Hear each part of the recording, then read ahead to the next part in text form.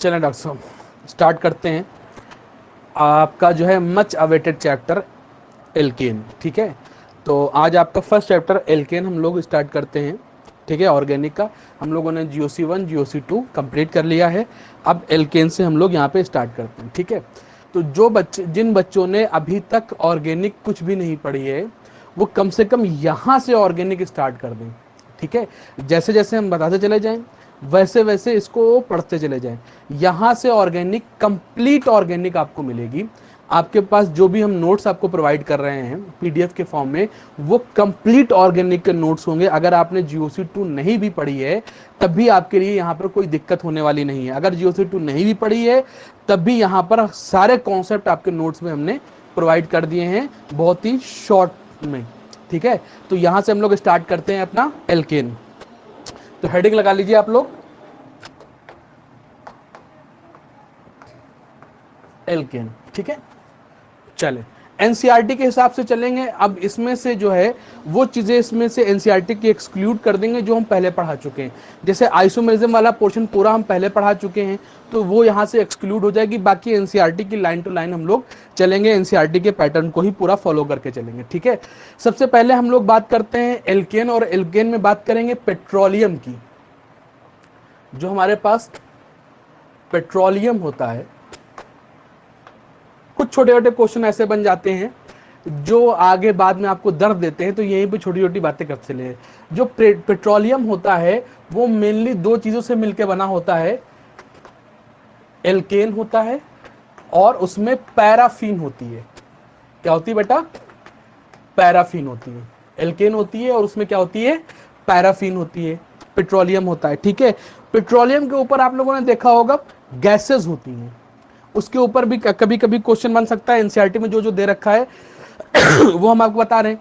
जो हमारे पास पेट्रोलियम होता है, पेट्रोलियम के सतह पर कुछ गैसेस पाई जाती हैं, उन गैसेस को हम लोग निकालते हैं, उसका हम लोग जो है वेरियस फंक्शनिंग में उसका इस्तेमाल करते हैं। ठीक है, तो उस गैसेस को हम लोग बोलते हैं नेचुरल गैसेस। जो हमारे पास पेट्रोलियम के ऊपर जो होती है कुछ गैसेस पाई जाती है। देखो, पेट्रोलियम जहां से निकाला जाता है, ठीक है, पेट्रोलियम प्रोडक्ट जहां से निकाले जाते हैं उसके ऊपर वाले पोर्शन में गैसेस भरी होती हैं, उनको हम लोग बोलते हैं नेचुरल गैसेस।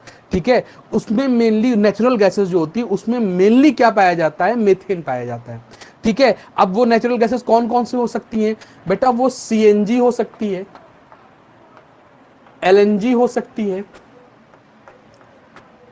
LPG हो सकती है। ठीक है, आप लोगों ने इनका कहीं ना कहीं नाम सुना होगा।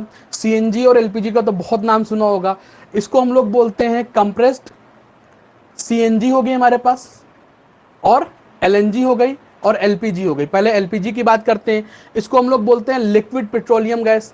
लिक्विड पेट्रोलियम गैस होती है और इसमें क्या, ये किस किस चीज से मिलकर बनी होती है? मेनली ये प्रोपेन एंड ब्यूटेन से मिलकर बनी होती है। ध्यान देना, इसको बोलते हैं लिक्विड पेट्रोलियम गैस। और इसमें क्या क्या होता है, किस चीज से कंसिस्ट होती है? प्रोपेन से और ब्यूटेन से। अब अगर तुमसे क्वेश्चन पूछा जाए इसमें ये बताओ कि प्रोपेन और ब्यूटेन में मेनली किससे मिलकर किससे कंसिस्ट होती है? तो मेनली इसमें ब्यूटेन पाया जाता है, प्रोपेन इसमें कम पाया जाता है। ठीक है, इसमें जो है तुम्हारा ब्यूटेन जो है ज्यादा पाया जाता है और प्रोपेन कम पाया जाता है। ठीक है, अच्छा यहां पर आ जाओ। CNG और LNG की अगर हम लोग बात कर लें तो इसको बोलते हैं कंप्रेस्ड नेचुरल गैस, इसको बोलते हैं लिक्विफाइड नेचुरल गैस। ठीक है, ये हमारे पास CNG का आप लोगों ने बहुत अच्छे से नाम सुना होगा। कहाँ नाम सुना होगा बेटा इसका? आप लोग जो ऑटो वगैरह चलते हैं, जो मेट्रो सिटीज में है, जो ग्रीन वाले ऑटो होते हैं वो CNG के होते हैं, या जिनके पास कार होगी वो लोग कहते हैं CNG। वो CNG यही गैस होती है। ठीक है, ये हमारे पास CNG और LNG दो तरह की गैसेस होती हैं। इसको हम लोग बोलते हैं कंप्रेस नेचुरल गैस और इसको बोलते हैं लिक्विफाइड नेचुरल गैस। पूछा जाए ये मेनली किससे मिलकर बनी होती हैं, तो ये मेनली जो है मेथेन से कंसिस्ट होती है। तो पेट्रोलियम की कुछ बातें हमने आपको बता दी। पूछा जाए गैसोलीन क्या होता है? गैसोलीन जो होती है उसको हम लोग पेट्रोल बोलते हैं। आपको गैसोलीन हो गया, कैरोसिन ऑयल हो गया, डीजल हो गया, ये मेनली इसमें हाइड्रोकार्बन होते हैं। और हाइड्रोकार्बन में भी क्या होता है बेटा? हाइड्रोकार्बन में क्या होता है? Alkane plus paraffin. अगर आप पेट्रोलियम में पूछा जाए पेट्रोलियम में क्या क्या होता है, तो आप लोग बोल सकते हैं पेट्रोल, पेट्रोल का एक और नाम होता है गैसोलीन, पेट्रोल का एक और नाम होता है गैसोलीन, डीजल और कैरोसिन। सॉरी बेटा, थोड़ी सी खांसी भी बरकरार है, ठीक है। तो फिर से आप हमको याद दिलाइए कि पेट्रोलियम में क्या क्या हो सकता है। पेट्रोल, डीजल, कैरोसिन मेनली किस चीज से मिलके बने होते हैं, एल्केन पैराफिन से। सीएनजी, एलएनजी और एलपीजी क्या होती है, गैसेस होती है, नेचुरल गैसेस होती हैं, इसी पेट्रोलियम के ऊपर पाई जाती हैं, ठीक है। सीएनजी क्या होता है, कॉम्प्रेस्ड नेचुरल गैस होती है। एलएनजी क्या होता है, लिक्विफाइड नेचुरल गैस होती है। मेनली किस चीज से मिलकर बनी होती है, मेथेन से मिलकर बनी होती है। एलपीजी क्या होती है, हम लोगों के घर में यूज होती है, कुकिंग गैस होती है, इसको हम लोग कुकिंग गैस बोलते हैं, इसको लिक्विड पेट्रोलियम गैस बोलते हैं। मेनली किस चीज से बनती होती है, प्रोपेन और ब्यूटेन से मिलकर बनी होती है, और इन दोनों में भी मेनली ब्यूटेन से ये कंसिस्ट होती है। क्लियर नहीं क्लियर? चले आ जाते हैं एल्केन की प्रिपरेशन पे।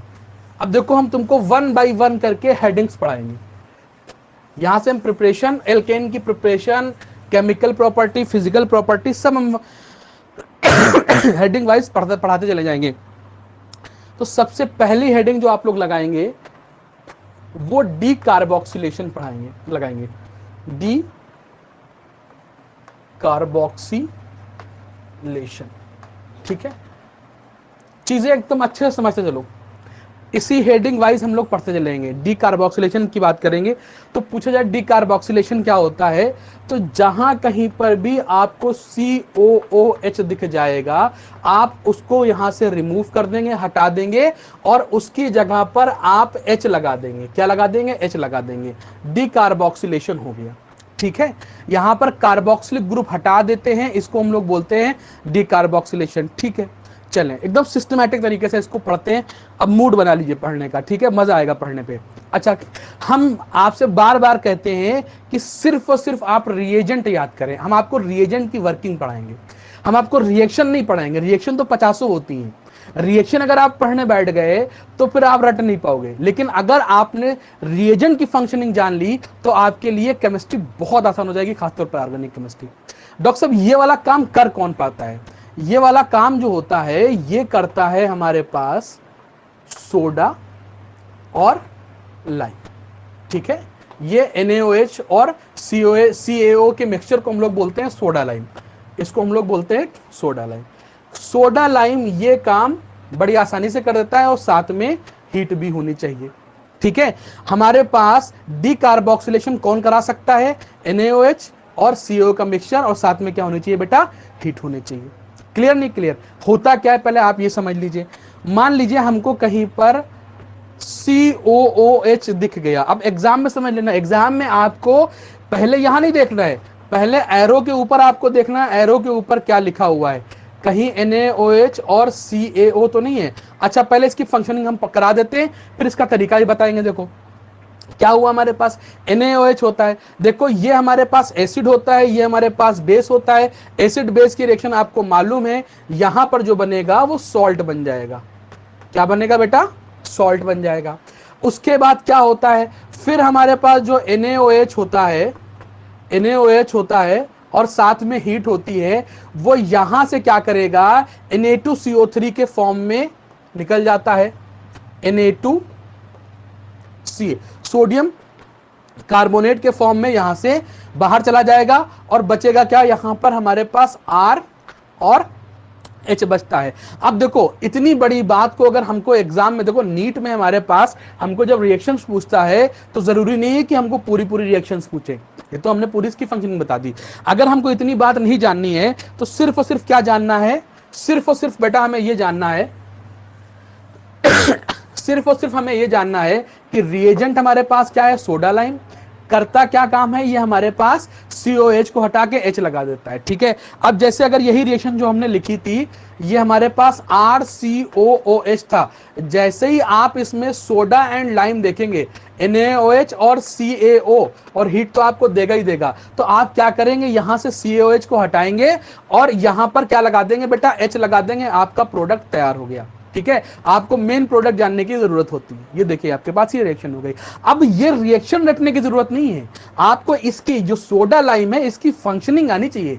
सोडा लाइम क्या कर रहा है, बस सोडा लाइम पे ध्यान देना चाहिए। सोडा लाइम क्या कर रहा है, सोडा लाइम COH को हटा के H लगा दे रहा है, बस आपको यही काम करना है, ठीक है। अच्छा, और देखिए हम रिएक्शंस करा रहे हैं यहां पर देखिए, और हम यहां पर रिएक्शंस कुछ करा रहे हैं, कुछ भी, आप कोई भी रिएक्शन हो सकती है आपके पास। मान लिया आपके पास CH3 COOH या CH3 COONA दे दे हमको, ठीक है। ये भी दे सकता है CH3 COONA, देखो एक साथ हम कराए दे रहे हैं, आप इसमें परेशान ना होइएगा। या हमको ये दे सकता है CH3, 2 एसिड दे सकता है, देखो, ठीक है। अब ध्यान देना, अगर एरो के ऊपर सोडा लाइम लिखा हुआ है NaOH, साथ में CaO और हीट लिखा हुआ है, तो आपको डॉक्टर साहब करना क्या है, करना सिर्फ इतना है कि यहां से COH को हटा देना है, चाहे ये हो चाहे ये हो चाहे ये हो।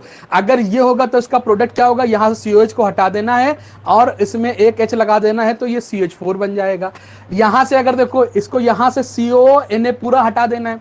देखो हमारे पास चाहे सॉल्ट ऑफ एसिड हो चाहे एसिड हो, एसिड हो या सॉल्ट ऑफ एसिड, देखो ये सॉल्ट ऑफ एसिड है, हमने पूरी फंक्शनिंग करके आपको दिखाई थी कि नहीं दिखाई थी बस वही है यहां से हमने CONA को हटा दिया, यहां पर इसका भी प्रोडक्ट क्या बनेगा बेटा, CH4 बन जाएगा। अच्छा यहां पर आ जाओ, यहां पर एक नहीं 2 COH है, तो यहां से भी हम COH को हटाएंगे और यहां से भी COH को हटाएंगे, तो एक H हम इसको पकड़ाएंगे और एक H हम यहां पर देंगे, तो ये भी प्रोडक्ट क्या बन जाएगा, CH4 बन जाएगा।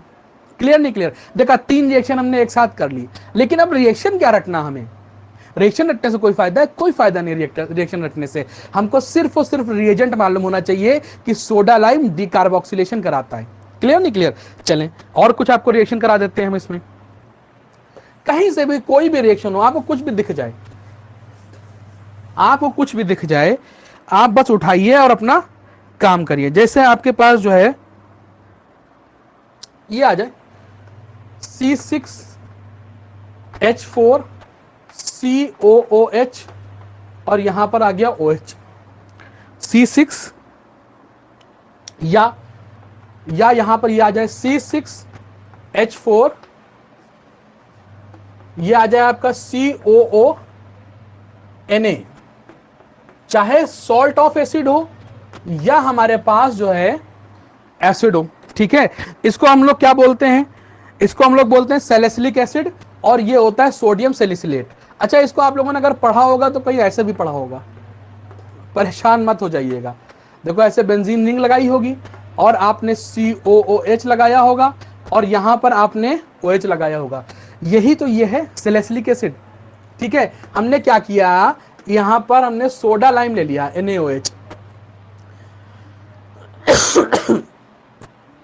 और उसको हीट कर दिया। अच्छा अब देखो हमको फंक्शनिंग कहां पे, हमको देखो, हमको सिर्फ और सिर्फ रिएजेंट के बारे में जानना होता है। रिएजेंट हमको मिल गया soda lime, soda lime act कहां पे करता है ये भी तो मालूम है। सोडा लाइम कहीं पर भी एसिड दिख जाए या सॉल्ट ऑफ एसिड दिख जाए तो वो एसिड वाला पार्ट जो होगा उसे हटा देगा। देखो ये यहां से COH हटा देगा, यहां पर H आ जाएगा, यहां से ये CONA हटा देगा, यहां पर भी H आ जाएगा। तो जो प्रोडक्ट बनेगा डॉक्टर साहब, इसमें जो प्रोडक्ट बनेगा वो कुछ इस तरीके से बनेगा, ये हो जाएगा C6, अब यहां पर H आ जाएगा तो उसको H5 और ये हम OH बोल सकते हैं। या अगर आपको ऐसा कहीं प्रोडक्ट दे रखा हो तो यहां से आप COH, सॉरी ऐसा कहीं आपको दे रखा हो तो यहां पे COH, यहां पे H लगा देंगे, तो ये दोनों एक ही स्ट्रक्चर है ना, ये दोनों एक ही स्ट्रक्चर है। बस समझाने के लिए आपको बता रहे हैं, अगर ऐसे दिया हो या ऐसे दिया हो तो आपको प्रोडक्ट फटाफट बना देना है। तो दोनों का ही प्रोडक्ट क्या बनेगा, C6H5OH ही हमारे पास यहां पर बन जाएगा। क्लियर नहीं क्लियर, कितनी आसान चीजें हैं और आप लोग जबरदस्ती ऑर्गेनिक केमिस्ट्री को बदनाम कर रहे हैं, कह रहे बहुत मुश्किल है। कुछ नहीं मुश्किल है बेटा, देखिए एक नंबर पे हमने, अब देखिए नंबरिंग आप ऐसे नंबर वाइज आप इसको पढ़ते चलें। कैसे, एक नंबर पे हमने पढ़ा डीकार्बोक्सिलेशन। डीकार्बोक्सिलेशन का रिएजेंट हमारे पास क्या है बेटा, डीकार्बोक्सिलेशन का रिएजेंट जो है हमारे पास वो सोडा लाइम है। क्लियर नहीं क्लियर। अच्छा और अगर हम कुछ भी पूछना चाहें, कोई भी आपसे रिएक्शन कराना चाहें तो वो आप करा सकते हैं, ठीक है। लेकिन यहां पर एक पॉइंट नंबर 2 आप लिख लीजिएगा कि ये काम क्या डीकार्बोक्सिलेशन का काम कोई और भी करा सकता है, यस। डिकार्बोक्सिलेशन का कोई और काम करा सकता है, तो उसमें ए पार्ट में तो हमने डिकार्बोक्सिलेशन का काम जो करा रहा है वो सोडा लाइम करा रहा है। अच्छा, सोडा लाइम भी लिख के दे सकता है वो, आपको पता लगा उसने लिख के दे दिया और आप वहां पे NaOH और जो है CaO ढूंढ रहे हैं, ऐसे भी लिख के दे सकता है। दूसरे नंबर पर copper plus heat, copper plus heat भी ये काम कर सकता है। मान लिया उसने कहीं पर आपको RCOOH दे दिया और उसने आपसे ये कहा कि यहां पर कॉपर है और साथ में हीट है, ये भी ये हमारे पास डिकार्बोक्सिलेशन का काम करा सकता है। यहां से भी आप क्या करेंगे, COH को हटाएंगे और R पे एक H लगा देंगे, आपका प्रोडक्ट तैयार हो जाएगा। क्लियर नहीं क्लियर? बहुत बढ़िया बात है। चले तो एक नंबर पे हमने पढ़ लिया, डिकार्बोक्सिलेशन पढ़ लिया। क्लियर नहीं क्लियर? एक नंबर पे हमारा डिकार्बोक्सिलेशन तैयार हो गया। ठीक है, चले आ जाते हैं 2 नंबर पे। 2 नंबर पे आ जाते हैं रिडक्शन। ठीक है, और रिडक्शन भी किसके किसके थ्रू कराएंगे? देखो धीरे धीरे चीजें आपके समझ में आएंगी। रिडक्शन क्या होता है, ऑक्सीडेशन क्या होता है, ये सारी बातें अभी आपको समझ में आना शुरू हो जाएंगी। जो रिडक्शन कराएंगे डॉक्टर साहब, वो यहां पर कराएंगे रेड फॉस्फोरस प्लस HI। ठीक है, ध्यान देना, यहां पर जो रेड फॉस्फोरस और जो HI होता है, ये हमारे पास इतना बढ़िया रिड्यूसिंग एजेंट होता है, ये किसी को भी रिड्यूस करके एल्केन में कन्वर्ट करने की ताकत रखता है। ठीक है, आपके पास कुछ भी, अब देखो, आप लोग 12th पास आउट हो, हमको मालूम है आप लोग 12th पास आउट हो। 12th में आप लोगों ने चैप्टर्स पढ़े होंगे। 12th में सबसे पहला चैप्टर पढ़ा होगा एल्किल हैलाइड। सबसे पहला चैप्टर कौन सा पढ़ा होगा? Alkyl halide. एल्किल हैलाइड का हमने RX ले लिया। देखो ये एल्किल हैलाइड है। देखो चैप्टर वाइज याद, अगर आपको चैप्टर याद है सारे, तो आप यहां पर सारे जो है जितने भी जिनको जिनको रिड्यूस कर सकते हैं, वो सारे जितने आपको वो होंगे उनको याद हो जाएंगे। मतलब किनको किनको में रिड्यूस करना है।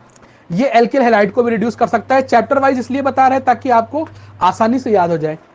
ठीक है, ये हमारे पास एल्कोहल को भी रिड्यूस करा सकता है। 3 नंबर पर ये हमारे पास एल्डिहाइड को भी रिड्यूस करा सकता है। 4 नंबर पर ये हमारे पास कीटोन को भी रिड्यूस करा सकता है। 5 नंबर पर ये हमारे पास एसिड को भी रिड्यूस करा सकता है। देखो अब ये सारी रिएक्शन आपको रटनी नहीं है, आपको ये मालूम चल गया कि हमारे पास रेड फॉस्फोरस और HI जो है, ये एल्केन और भाई एल्केन में तो कन्वर्ट ही करा रहा है, एल्कीन और एल्काइन छोड़ के सबको रिड्यूस करा रहा है। और आप लोग क्या पढ़ते हो, कहां से पढ़ते हो? आपने एल्किल हैलाइड पढ़ा, फिर एल्कोहल पढ़ा। ठीक है, एल्कोहल के बाद ईथर पढ़ा, ईथर को भी ये रिड्यूस करता है, एल्डिहाइड को भी रिड्यूस करता है, कीटोन को भी रिड्यूस करता है, एसिड को भी रिड्यूस करता है, ईस्टर को भी रिड्यूस करता है। अभी पहले इनके बारे में जान लेते हैं, फिर आपको जो है ईस्टर और आपको जो है ईथर के बारे में बताते हैं कैसे रिड्यूस होता है। तो इनको एक बात समझ लीजिए कि इनको जो रिड्यूस करता है, जो ये रेड फॉस्फोरस और HI जो होता है, अगर उन्होंने यहां पर ये लिख दिया रेड फॉस्फोरस प्लस HI लिख दिया, ठीक है, तो ये इसको रिड्यूस करके एल्केन में कन्वर्ट कर देता है। एल्केन में कैसे कन्वर्ट करता है? यहां से X को हटाओ और इसको H पकड़ाओ। ठीक है, अब ध्यान देना, अगर आपसे पूछा जाए इसमें कितने H चाहिए, तो एक H तो इस R को चाहिए। ठीक है, और एक H किसको चाहिए? इस X को चाहिए, क्योंकि ये जो प्रोडक्ट, जो बाई प्रोडक्ट निकलेगा वो HX के फॉर्म में निकलेगा, नहीं निकलेगा। क्लियर नहीं क्लियर? देखो यहां पर ये हमारे पास R है और ये X है, ये यहां से हमने तोड़ा, इसको हमने H दिया। अच्छा, रिडक्शन का मतलब क्या होता है? अगर आपसे ऑर्गेनिक में ऑक्सीडेशन और रिडक्शन का मतलब पूछे, तो आप लोग वो एडवांस वाली जो है इलेक्ट्रॉनिक थ्योरी नहीं बताएंगे। ऑर्गेनिक में अगर आपसे पूछे कि ऑक्सीडेशन क्या होता है, रिडक्शन क्या होता है, तो आप लोग ये बताएंगे कि एडिशन ऑफ हाइड्रोजन जो होता है वो रिडक्शन होता है, और एडिशन ऑफ ऑक्सीजन जो होता है वो क्या होता है? ऑक्सीडेशन होता है। तो अगर आपसे यहां पूछा जाए तो यहां पे क्या हो रहा है भाई? इसको एक H दिया जा रहा है, एक H इसको दिया जा रहा है, इसमें एक H ऐड हो रहा है, एक H इसमें ऐड हो रहा है, तो ये रिडक्शन ही तो हो रहा है। तो ऑर्गेनिक में अगर आपसे पूछे कोई रिडक्शन क्या होता है, तो सीधा जवाब दो कि addition of hydrogen is reduction. तो यहां पर ये हमारे पास हमने रिड्यूस कर दिया और हमारे पास प्रोडक्ट क्या बन गया बेटा? RH बन गया। पूछा जाए इसमें कितने हाइड्रोजन लगेंगे, इसमें 2 ठो हाइड्रोजन लगेंगे, एक ये लेगा और एक ये लेगा। क्लियर नहीं क्लियर? अच्छा, यहां से क्या होगा बेटा, यहां से भी बिल्कुल वही काम होगा, रिड्यूस होके एल्केन में कन्वर्ट होगा। जितने कार्बन की वो चेन होगी उतने ही कार्बन का एल्केन बन जाएगा। जो बच्चे थोड़ा समझदार हैं वो समझे इस बात को। इसमें भी क्या हुआ, OH को काट के हमने निकाल दिया। देखो कार्बन जितने हैं उतने ही रहने, कार्बन को नहीं हटाना है, कार्बन उतने ही रखने हैं। हमने यहां से OH को काट के हटा दिया और यहां पर RH बना दिया। अच्छा एक बात बताओ, एक H इसको देंगे, एक H इसको देंगे, इसको H दोगे तो क्या बन जाएगा, OH पहले से एक H पा गया तो क्या बन गया, H2O। इसमें भी कितने H खर्च हुए, 2 H खर्च हुए। अच्छा इधर आ जाओ इधर क्या करना है डॉक्टर साहब, जरा बताओ। एल्डिहाइड में क्या करना है, एल्डिहाइड में भी हम लोग क्या करेंगे बेटा, इसका सिर्फ और सिर्फ ऑक्सीजन हटाएंगे। क्या हटाएंगे बेटा मेरे चलिए अरे बाप रे बाप, इसका सिर्फ और सिर्फ ऑक्सीजन हटाएंगे। यहां से ऑक्सीजन हटा देंगे, क्यों, क्योंकि कार्बन को नहीं हटाना हमें, कार्बन जितने उतने रहने देना है। तो यहां पर R होगा और C होगा, ठीक है, और एक H तो पहले से था और 2 H इसमें और जोड़ देंगे तो ये RCH3 बन जाएगा, तभी तो ये एल्केन में कन्वर्ट हो जाएगा। क्लियर नहीं क्लियर होगा, बोलो बेटा। और यहां पर आ जाओ, यहां पर ऑक्सीजन है तो यहां पर क्या बन जाएगा डॉक्टर साहब, H2O बन जाएगा। क्लियर नहीं क्लियर, तो यहां से भी पानी निकल गया और यहां पे हमको क्या मिल गया, एल्केन मिल गया। क्लियर है नहीं क्लियर है, देखो जितने कार्बन है उतने ही रखना है, उतने ही कार्बन का एल्केन बना देना है। ठीक है, थोड़ी सी बुद्धि अगर आपके पास है तो आपके पास ये रिएक्शन बहुत आसान हो जाने वाली है। ठीक है, अगर इसमें पूछा जाए, देखो सब में वही रेड फास्फोरस HI डाल रहे हैं, अगर इसमें पूछा जाए क्या बन रहा है तो इसमें से भी ऑक्सीजन को उड़ा दो। जितने कार्बन की चेन है उतने कार्बन की चेन हमको बनाए रखना है, ऑक्सीजन को हटा दिया और यहां पर इस वाले कार्बन को कितने हाइड्रोजन दे दे, 2 हाइड्रोजन दे दिए हमने, RCH2, और यहां पर क्या बन गया, R बन गया। देखो ये भी एल्केन में कन्वर्ट हो गया। अच्छा इसमें क्या किया जाए बेटा, इसमें भी वही काम करेंगे। क्या काम करेंगे डॉक्टर साहब, इसमें भी यहां से ये ऑक्सीजन ही सारे हटाएंगे।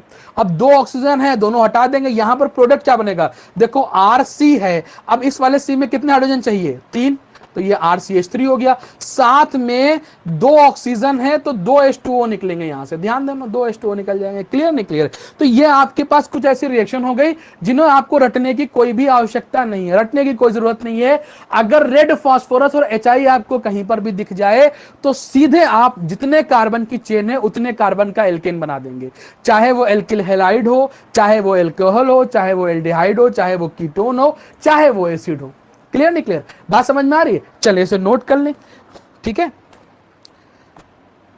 बहुत ज्यादा आपको रिएक्शन लिखने की जरूरत नहीं है, आपको सिर्फ और सिर्फ रिएजेंट जानने की जरूरत है कि भाई अगर हमारे पास रिएजेंट रेड फास्फोरस और HI आ जाता है तो फिर हम लोग क्या करेंगे। अच्छा एक बात और बताइए, यहां से एक छोटी सी बात आपको और बता दें, यहां पर रिड्यूसिंग एजेंट रेड फास्फोरस और HI में से कौन है बेटा, ये रिड्यूसिंग एजेंट हमारे पास HI है, बढ़िया रिड्यूसिंग एजेंट होता है। क्लियर नहीं क्लियर, तो फिर हम लोग रेड फास्फोरस क्यों लेते हैं, रेड फास्फोरस इसलिए लेते हैं, रेड फास्फोरस इसलिए लेते हैं ताकि जब जो HI जो होता है किसी भी कंपाउंड को रिड्यूस करें तो जो आयोडीन बचता है उसको जो रेड फास्फोरस है वो हटा देता है। अगर आयोडीन को नहीं हटाएंगे तो फिर वो आयोडीन एल्केन के साथ रिएक्ट करके RI बना लेता है। भाई अगर मान लिया हमारे पास ये हमने RH बना लिया और अगर उसमें कहीं आयोडीन बचा रह गया तो वो फिर RI में कन्वर्ट हो जाता है। काहे में कन्वर्ट हो जाएगा, RI में कन्वर्ट हो जाता है। हालांकि ये रिवर्सिबल रिएक्शन होती है लेकिन फिर भी RI में तो कन्वर्ट हो जाता है। क्लियर नहीं क्लियर, बात समझ में आ रही कि नहीं आ रही, इसलिए हम लोग रेड फास्फोरस लेते हैं ताकि वो क्या करे, वो आयोडीन को यहां से हटा दे। क्लियर नहीं क्लियर, इसमें जो हमारे पास रिड्यूसिंग एजेंट कौन होता है, वो HI होता है। ठीक है, चलो बहुत बढ़िया बात है। अच्छा अगर हमारे पास कहीं पर ईथर हो तो क्या होगा, ROR हो तो क्या होगा बेटा, कुछ नहीं। अगर उसने कहीं पर भी रेड फास्फोरस प्लस HI दे दिया है तो हमें कुछ नहीं करना है। अच्छा इसमें हमारी मजबूरी है कि ऑक्सीजन को अगर हम हटाएंगे तो डॉक्टर साहब ऑक्सीजन को हटाने के लिए हमको ऑक्सीजन को इधर से भी तोड़ना पड़ेगा, इधर से भी तोड़ना पड़ेगा, तो हम यहां से भी ब्रेक कराएंगे, यहां से भी ब्रेक कराएंगे। ठीक है, इस वाले R को भी H देंगे तो ये वाला RH हो जाएगा और इस वाले को भी, अच्छा इसको अगर डैश कह दें तो प्रोडक्ट 2 बन जाएंगे, ये हमारे पास R' H बन जाएगा। ठीक है ना, तो यहां पर देखो क्या बन के तैयार हो रहा है, एल्केन। हम लोग पढ़ क्या रहे हैं, एल्केन की प्रिपरेशन। पहला किससे पढ़ा, डिकार्बोक्सिलेशन मेथड से। रिएजेंट क्या हुआ, सोडा लाइम था और साथ में कॉपर प्लस हीट था। दूसरा हमने पढ़ा रेड फास्फोरस की फंक्शनिंग। रेड फास्फोरस कोई भी मिल जाए XYZ, उसे क्या करता है, रिड्यूस कर देता है, और रिड्यूस करके काहे में कन्वर्ट कर देता है, एल्केन में कन्वर्ट करा देता है। क्लियर नहीं क्लियर? चलें, बहुत बढ़िया बात है, आप लोगों को समझ में आ रही है सारी बातें। कितनी आसान चीजें हैं। कोई भी हो, एल्डिहाइड हो, कीटोन हो, एसिड हो, ईस्टर हो, आपका एल्किल हैलाइड हो, कोई भी हो, आपको रेड फास्फोरस चाहिए, आप एल्केन बना दो। अब यही चीजें एग्जाम में होती हैं, वो ABC करके कहता है प्रेडिक्ट करो क्या प्रोडक्ट होगा। आप प्रोडक्ट की तरफ ना जाओ, आप रिएजेंट को चेक करो, रिएजेंट हमारे पास क्या है। जब रिएजेंट मालूम हो जाएगा तो ये सब स्पेसिफिक रिएजेंट है ना भाई। अगर आपको कहीं पर सोडा लाइम दे दिया, इसका मतलब आपको उससे पहले एसिड दिया रखा होगा और वो एसिड पे ही फंक्शनिंग करेगा। अगर आपको कहीं रेड फास्फोरस HI दे दिया जाए तो वो तो सब पे फंक्शन कर देता है भाई। अगर उसने कहीं पर ये दे दिया, उसने कहा चलो हम आपसे जो है, चलो हम आपसे एक क्वेश्चन ऐसे पूछ लेते हैं कि भाई हमारे पास मान लिया, चलो ये मान लेते हैं C2H5C, ऐसे मान लेते हैं C2H5Cl है और उसने हमको रेड फास्फोरस प्लस HI दे दिया, ठीक है। और हमसे पूछा यहां पर प्रोडक्ट A बना है, बताओ क्या बना होगा, ठीक है। प्रोडक्ट A बना है, बताओ क्या बना होगा। अच्छा, इस तरीके से भी दे सकता है। मान लिया उसने ये दिया C2H5Cl दिया और प्रोडक्ट A बनाया, और हम तुमसे यहां पे कह रहे हैं ये हमने Cl2 और HNu डाल दिया और यहां पर हमने प्रोडक्ट बना दिया B। अब बुद्धि लगाओ, इतना तो हम पढ़ाई चुके हैं कि आप इतने कन्वर्जन आप जान सकते हैं। बताओ क्या बन सकता है। रेड फास्फोरस और HI अगर हमको मिल गया तो इसका मतलब क्या होगा, यहां से ये क्लोरीन को हटाएगा, इसमें H लगा देगा, रिडक्शन कराएगा ना। कोई भी एल्केन, 2 कार्बन का एल्केन बनाएगा। अब 2 कार्बन का जो एल्केन होता है वो डॉक्टर साहब C6 नहीं, C2H6 हो जाएगा। क्लियर नहीं क्लियर? 2 कार्बन का एल्केन हो गया। अब यहां पर हमने Cl2 और HNu ले लिया, आपको मालूम है इसमें क्लोरीनेशन हो जाता है, और क्लोरीनेशन से जो प्रोडक्ट बनेगा वो क्या बन जाएगा, C2H5Cl बन जाएगा, तो वही प्रोडक्ट भी बन जाएगा। तो बात समझ में आ रही है कैसे आपको एग्जाम में क्वेश्चन पूछे जाएंगे। अभी तो आपने सिर्फ 2 रिएजेंट पढ़े, अब जब बहुत सारे आप रिएजेंट पढ़ लेंगे, आप ये समझ लिए कि एल्किल हैलाइड आते आते आपको काफी रिएजेंट मालूम हो चुके होंगे, और एल्किल हैलाइड खत्म होते होते आप बहुत कुछ जान चुके होंगे ऑर्गेनिक केमिस्ट्री में। क्लियर नहीं क्लियर? बहुत कुछ जान चुके होंगे, बहुत सारे सवाल आप लगा सकते हैं, ठीक है। जितना ज्यादा ये ऑर्गेनिक केमिस्ट्री आगे बढ़ती चली जाएगी, उतना ही ज्यादा रिएक्शन रिपीट होना शुरू हो जाएंगी। अब जब रिएक्शन रिपीट होना शुरू हो जाएंगे तो आपको लगेगा बहुत आसान होना शुरू हो गया है। तो शुरुआत के 2-3 चैप्टर अगर आपने अच्छे से पढ़ लिए तो आपका काम हो जाता है। क्लियर नहीं क्लियर? चले, अगर यहां पर कहीं पे ग्लूकोज और फ्रक्टोज दे दिया जाए, अगर कहीं पे ग्लूकोज और फ्रक्टोज दे दिया जाए तो उसको भी ये रिड्यूस करा देगा भाई। अगर कहीं पे ग्लूकोज दे दिया जाए, कहा जाए ग्लूकोज, और इसमें रेड फास्फोरस HI दे दिया जाए, तो ये ग्लूकोज को भी रिड्यूस करा के N-हेक्सेन बना देगा, सीधी एक एल्केन की चेन बना देगा। अगर इसने फ्रक्टोज लिया जाए तो फ्रक्टोज को भी ये N-हेक्सेन में कन्वर्ट करा देगा। मतलब किसी को भी, आप एल्डिहाइड हो, कीटोन हो, एसिड हो, ईस्टर हो, एल्किल हैलाइड हो, एल्कोहल हो, ईथर हो, किसी को भी अगर किसी में भी हमने रेड फास्फोरस HI डाल दिया तो जितने कार्बन होंगे उतने कार्बन का एल्केन बना देगा। दिमाग में डाल लीजिए, काम खत्म। ठीक, चलिए आ जाइए। तो दो हेडिंग्स हम पढ़ चुके हैं। पहली हेडिंग हमने पढ़ी डिकार्बोक्सिलेशन, दूसरी हेडिंग पढ़ी हमने यहां पर रिडक्शन। और रिडक्शन किससे कराया हमने, रेड फास्फोरस HI का। हमने रेड फास्फोरस और HI की सारी बातें आपको बताई कि ये कैसे फंक्शनिंग करती हैं। तीसरा आ जाते हैं 3rd नंबर पर।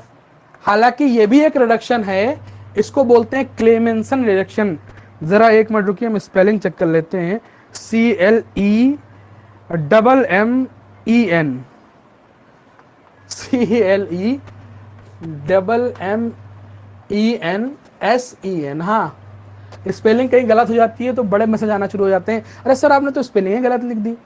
चले, खैर, ये होता है क्लेमेंसन रिडक्शन। अच्छा, 2 रिडक्शन होते हैं, दो रिडक्शन होते हैं आपको, क्लेमेंसन रिडक्शन और एक हमारे पास होता है, एक क्लेमेंसन रिडक्शन होता है और दूसरा होता है हमारे पास, चलो अभी याद नहीं आ रहा, बता रहे हैं। क्लेमेंसन अभी याद आ जाएगा, दिमाग में आ जाएगा। क्लेमेंसन रिडक्शन होता है और एक होता है हमारे पास, चलो इसी को पहले पढ़ लेते हैं। देखो इसको याद करने का एक तरीका, देखो दिमाग में चीजें अटक जाती हैं कभी कभी जो होता है। तो वुल्फ किश्नर, देखो याद आ गया, क्लेमेंसन हो गया और वुल्फ किश्नर हो गया। देखो दो चीजें तुम्हें बताएंगे, दो बड़ी फनी चीजें बताएंगे। तो पहले इसको आप समझ लीजिए, हमारे पास क्लेमेंसन रिडक्शन अगर है तो होता क्या है इसमें, अगर क्लेमेंसन रिडक्शन है होता है वो सिर्फ और सिर्फ इस ग्रुप का होता है, कार्बोनिल ग्रुप का। किसका होता है? कार्बोनिल ग्रुप का। अगर क्लेमेंसन रिडक्शन हो रहा है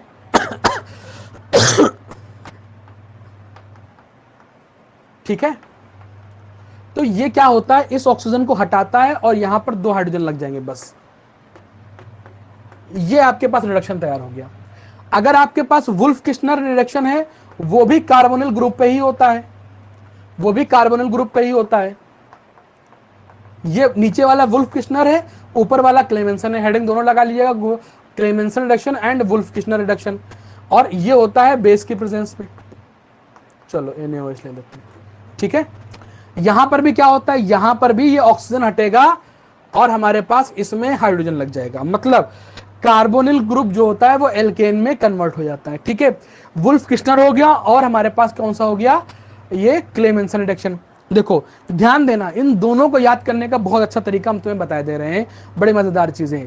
देखो अगर कभी भी क्लेमेंसन की बात आए तो कभी क्लेमेंसन ना कहना, उसे क्लेमेंजंग बोलना, तो आसानी से तुम उसका रिएजेंट याद कर सकते हो।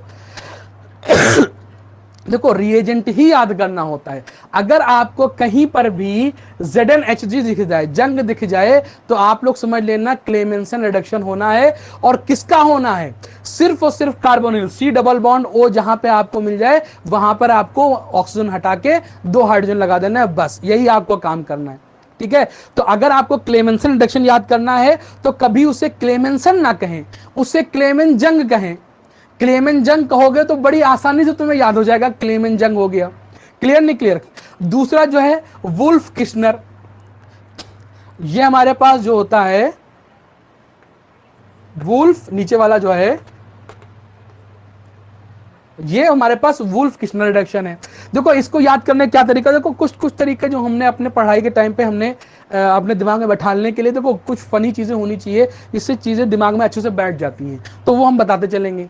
इसको याद करने का क्या तरीका है, देखो वुल्फ, एक वुल्फ है। अच्छा इसको याद करने का तरीका बड़ा फनी है।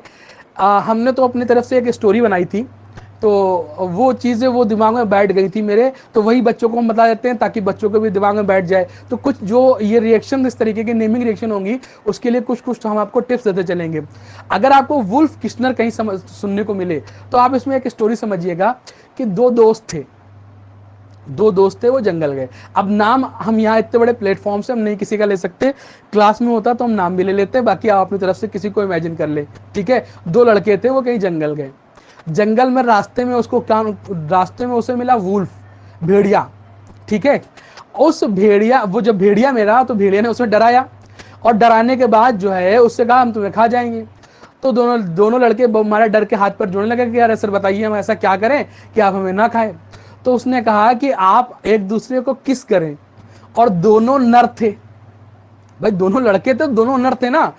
तो वुल्फ ने कहा दोनों नर किस करें, तो वुल्फ किश्नर थे, आपको समझ में आ जाएगा, पूरा किश्नर ना कहें, आप किस नर कह लें, वुल्फ किस नर, ठीक है। तो उससे थोड़ा दिमाग में आ जाएगा। अब दोनों भाई नर थे और दोनों स्ट्रेट थे, मतलब ठीक ठाक थे, तो वो आपस में कैसे किस कर सकते थे, तो उन्होंने मना कर दिया, नहीं नहीं, ठीक है। तो इतनी बात अगर आपको याद आ जाएगी, वुल्फ किश्नर और नहीं याद आ जाएगा, तो आपको यहां से हाइड्रोजन याद आ जाएगा, NH2 नहीं याद आ जाएगा कि इसका रिएजेंट क्या होता है। बाकी हमने अपनी पूरी बात कह ली, ठीक है। तो यहां पर नहीं जो NH2 जो होता है हाइड्राजीन होता है, ये किसका रिएजेंट होता है? ये वुल्फ किश्नर का होता है। और क्लेमेन जंग में ZnHg होता है, ZnHg जंग, तो वो किसका होता है? वो क्लेमेंसन का रिडक्शन, क्लेमेंसन का रिएजेंट होता है। इन दोनों का ही सिर्फ और सिर्फ इतना काम होता है कि हमारे पास कार्बन डबल बॉन्ड ऑक्सीजन से ऑक्सीजन को हटा देगा और वहां पर 2 हाइड्रोजन दे देगा। देखो यही आपको याद करना है, बस यही छोटी छोटी चीजें आपको याद करनी है। अगर ये आपने याद कर लिया तो आपका काम बन गया, आपको कुछ और करने की जरूरत ही नहीं है। आपने अब आप जब आप बैठेंगे, सुकून से बैठेंगे, या रिवाइज करेंगे, तो आप ये पढ़ेंगे कि हमने एल्केन में सबसे पढ़ा डीकार्बोक्सिलेशन, रिएजेंट उसका क्या था? सोडा लाइम और या कॉपर प्लस हीट। काम क्या था? COH को हटा के H लगा देना। दूसरा पढ़ा हमने रेड फास्फोरस HI, काम क्या था उसका? वो किसी को भी जो है एल्केन में कन्वर्ट करा देता था, सेम नंबर ऑफ कार्बन, जितने कार्बन पेरेंट चेन में होंगे उतने ही प्रोडक्ट में होंगे। क्लियर नहीं क्लियर? दूसरा हमने पढ़ा क्लेमेंसन और हमने वुल्फ किश्नर, दोनों ही में जो दोनों रिएजेंट थे, एक में हमारे पास ZnHg हुआ करता है और दूसरे में हमारे पास NH2 हुआ करता है। तो ये दोनों का ही काम क्या होता है? C डबल बॉन्ड O से ऑक्सीजन को हटा देना और वहां पर H लगा देना, बस। ठीक है, क्लियर नहीं क्लियर बेटा? अब देखो, अगर आपके पास रिएक्शन आ जाए, कहीं पर भी एग्जाम में रिएक्शन आ जाए, कोई भी रिएक्शन आ जाए, तो आप लोग क्या करेंगे? जैसे रिएक्शन आपको कुछ करा देते हैं, जैसे मान लिया हमारे पास ये आ जाए, अब RCHO और यहां पर ZnHg और साथ में एसिड दे दिया गया HCl। ठीक है, अब आप लोगों को ये, अब इतनी जिम्मेदारी आप लोगों की बनती है, आप लोगों को ये मालूम होना चाहिए कि जो ये हमारे पास CHO है, इसके पास कार्बोनिल ग्रुप होता है। ये देखो ZnHg का क्या काम होगा? यहां से ऑक्सीजन को हटाएंगे और उसी कार्बन पे 2 हाइड्रोजन लगा देंगे, तो RC। अब यहां पर 2 हाइड्रोजन लगाएंगे, एक हाइड्रोजन पहले से मौजूद था, तो ये RCH3 हो जाएगा। मान लिया हमारे पास ये है CH3 C double bond O CH3, acetone, नाम उसने लिख दिया एसीटोन। ठीक है, और उसने यहां पर ले दिया, उसने कहा NH2 लिया और साथ में बेस ले लिया। क्लियर नहीं क्लियर? अब यहां पर आपको जैसे NH2 दिख जाए, बड़े स्पेसिफिक रिएजेंट है, आपको NH2 दिख जाए, आपको ZnHg दिख जाए, आप सिर्फ और सिर्फ आंख बंद करके जहां पर भी डबल बॉन्ड ऑक्सीजन हो उसे हटा दें, कार्बन डबल बॉन्ड। अब ये carbon double bond oxygen carbonyl group वाला होना चाहिए, एसिड का मत हटाने लग जाना। ठीक है, ये हमारे पास एल्डिहाइड और कीटोन में ही होता है सिर्फ और सिर्फ। तो आपने क्या किया? CH3 लिया और यहां पर आपने 2 हाइड्रोजन लगा दिए, CH2 CH3, आपके पास प्रोडक्ट हो गया तैयार। कोई डाउट? कोई डाउट नहीं, आई थिंक सो। ठीक है, रिएजेंट याद करो, बार बार कह रहे हैं रिएजेंट याद करो। रिएजेंट याद करोगे, रिएक्शन अपने आप याद हो जाएगी। अब ये रिएक्शन एक ये हो गई, एक ये रिएक्शन हो गई, ऐसी दसियों रिएक्शन हम यहाँ पे आपको लिख के दिखा सकते हैं, दसियों के 50 सैकड़ों रिएक्शन लिख के दिखा सकते हैं। अगर इनको आपने याद करने बैठ गए, जो बच्चे नए हैं उनके लिए हम बता रहे हैं, जो पुराने हैं वो भी उनके लिए बता रहे हैं, इनको आप सिर्फ अगर आपने ये रिएक्शन रटना शुरू कर दी तो आपका हो गया कल्याण। वो आप नहीं रट पाओगे, वो तो हम कुछ भी बना के दे सकते हैं। ठीक है, अगर आपने रिएजेंट याद कर ली कि रिएजेंट का क्या काम है, तो आपका काम बन जाना है। सिर्फ और सिर्फ रिएजेंट पे ध्यान दीजिए, रिएजेंट के अलावा और कुछ किसी चीज पर भी ध्यान आपका नहीं जाना चाहिए। क्लियर नहीं क्लियर? आ जाइए चौथे नंबर पे, ग्रिग्नार्ड। चौथे नंबर पर ग्रिग्नार्ड। ठीक है, ग्रिग्नार्ड से कैसे प्रिपरेशन होती है? RMgX। ध्यान देना, ये हमारे पास वाहिद एक ऐसा रिएजेंट, वाहिद नहीं, ये हमारे पास एक ऐसा रिएजेंट है जो हमको कार्बेनायन देता है। क्वेश्चन पूछा गया है, और ये ऑर्गेनोमेटेलिक है। ये हमारे पास ऑर्गेनोमेटेलिक है, क्यों? क्योंकि देखो यहां पर एक मेटल है और यहां पर ऑर्गेनिक कंपाउंड R है, तो इसको ऑर्गेनोमेटेलिक जो है रिएजेंट भी बोलते हैं। ठीक है, ये हमको एल्केन कब देता है? ये हमको एल्केन तब देता है जब ऑक्सीजन से या नाइट्रोजन से या हेलोजन से या ट्रिपल बॉन्ड C से H लगा हो, इससे H लगा हो, तब ये हमारे पास जो होता है, जो हमारे पास RMgX होता है, जो RMgX होता है, ये इसकी H को ले जाता है और RH जो है प्रोडक्ट बन जाता है। RH जो है प्रोडक्ट बन जाता है, इसको हम लोग बोलते हैं जेरीविटनॉफ टेस्ट। ठीक है। ग्रिग्नार्ड के बारे में हम डिटेल में एक लेक्चर पूरा बना चुके हैं, तकरीबन 1 घंटे का। उसमें ग्रिग्नार्ड की सारी रिएक्शन हमने कराई है, आप उसे जरूर एक बार देख लेंगे। अगर आप लोग ग्रिग्नार्ड नहीं पढ़े हैं तो उसे एक बार जरूर आप देख लें। केमिकली साकिब टाइप करें और उसमें ग्रिग्नार्ड आप टाइप करें, आपको वहां पर ग्रिग्नार्ड का पूरा एक लेक्चर मिल जाएगा। आपको ग्रिग्नार्ड की सारी रिएक्शन आपको वहां पर मिल जाएगी। ये रिएक्शन भी हम वहां पर करा चुके हैं, डिटेल वहां पढ़ा चुके हैं, तो वहां पर एक बार आप जरूर देख लें। उसमें हमने सारे ग्रिग्नार्ड के इफ एंड बट्स बताए। क्लियर नहीं क्लियर? तो हमने अब देखो आपको कैसे याद करना है। पहले डिकार्बोक्सिलेशन, दूसरे नंबर पे रेड फास्फोरस एचआई, तीसरे नंबर पे हमने क्लेमेंसन और वुल्फ किशनर पढ़ा, चौथे नंबर से हमने ग्रिग्नार्ड पढ़ा। ठीक है, अब आ जाइए 5वें नंबर पर।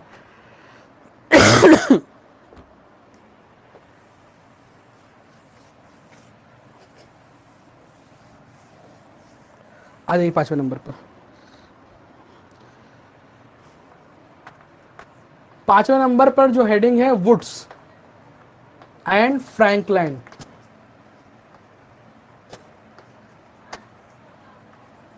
फ्रैंकलिन, ठीक।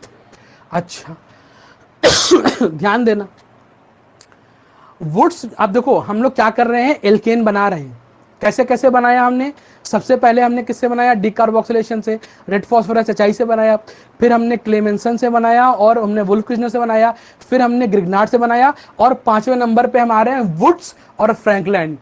तो वुल्फ और फ्रैंकलिन ने भी क्या बनाया था? एल्केन बनाया था।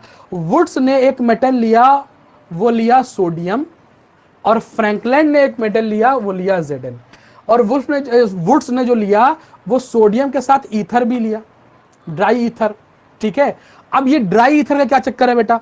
ड्राई ईथर इसलिए लिया जाता है कि हमारे पास देखो सोडियम हो गया और जिंक हो गया।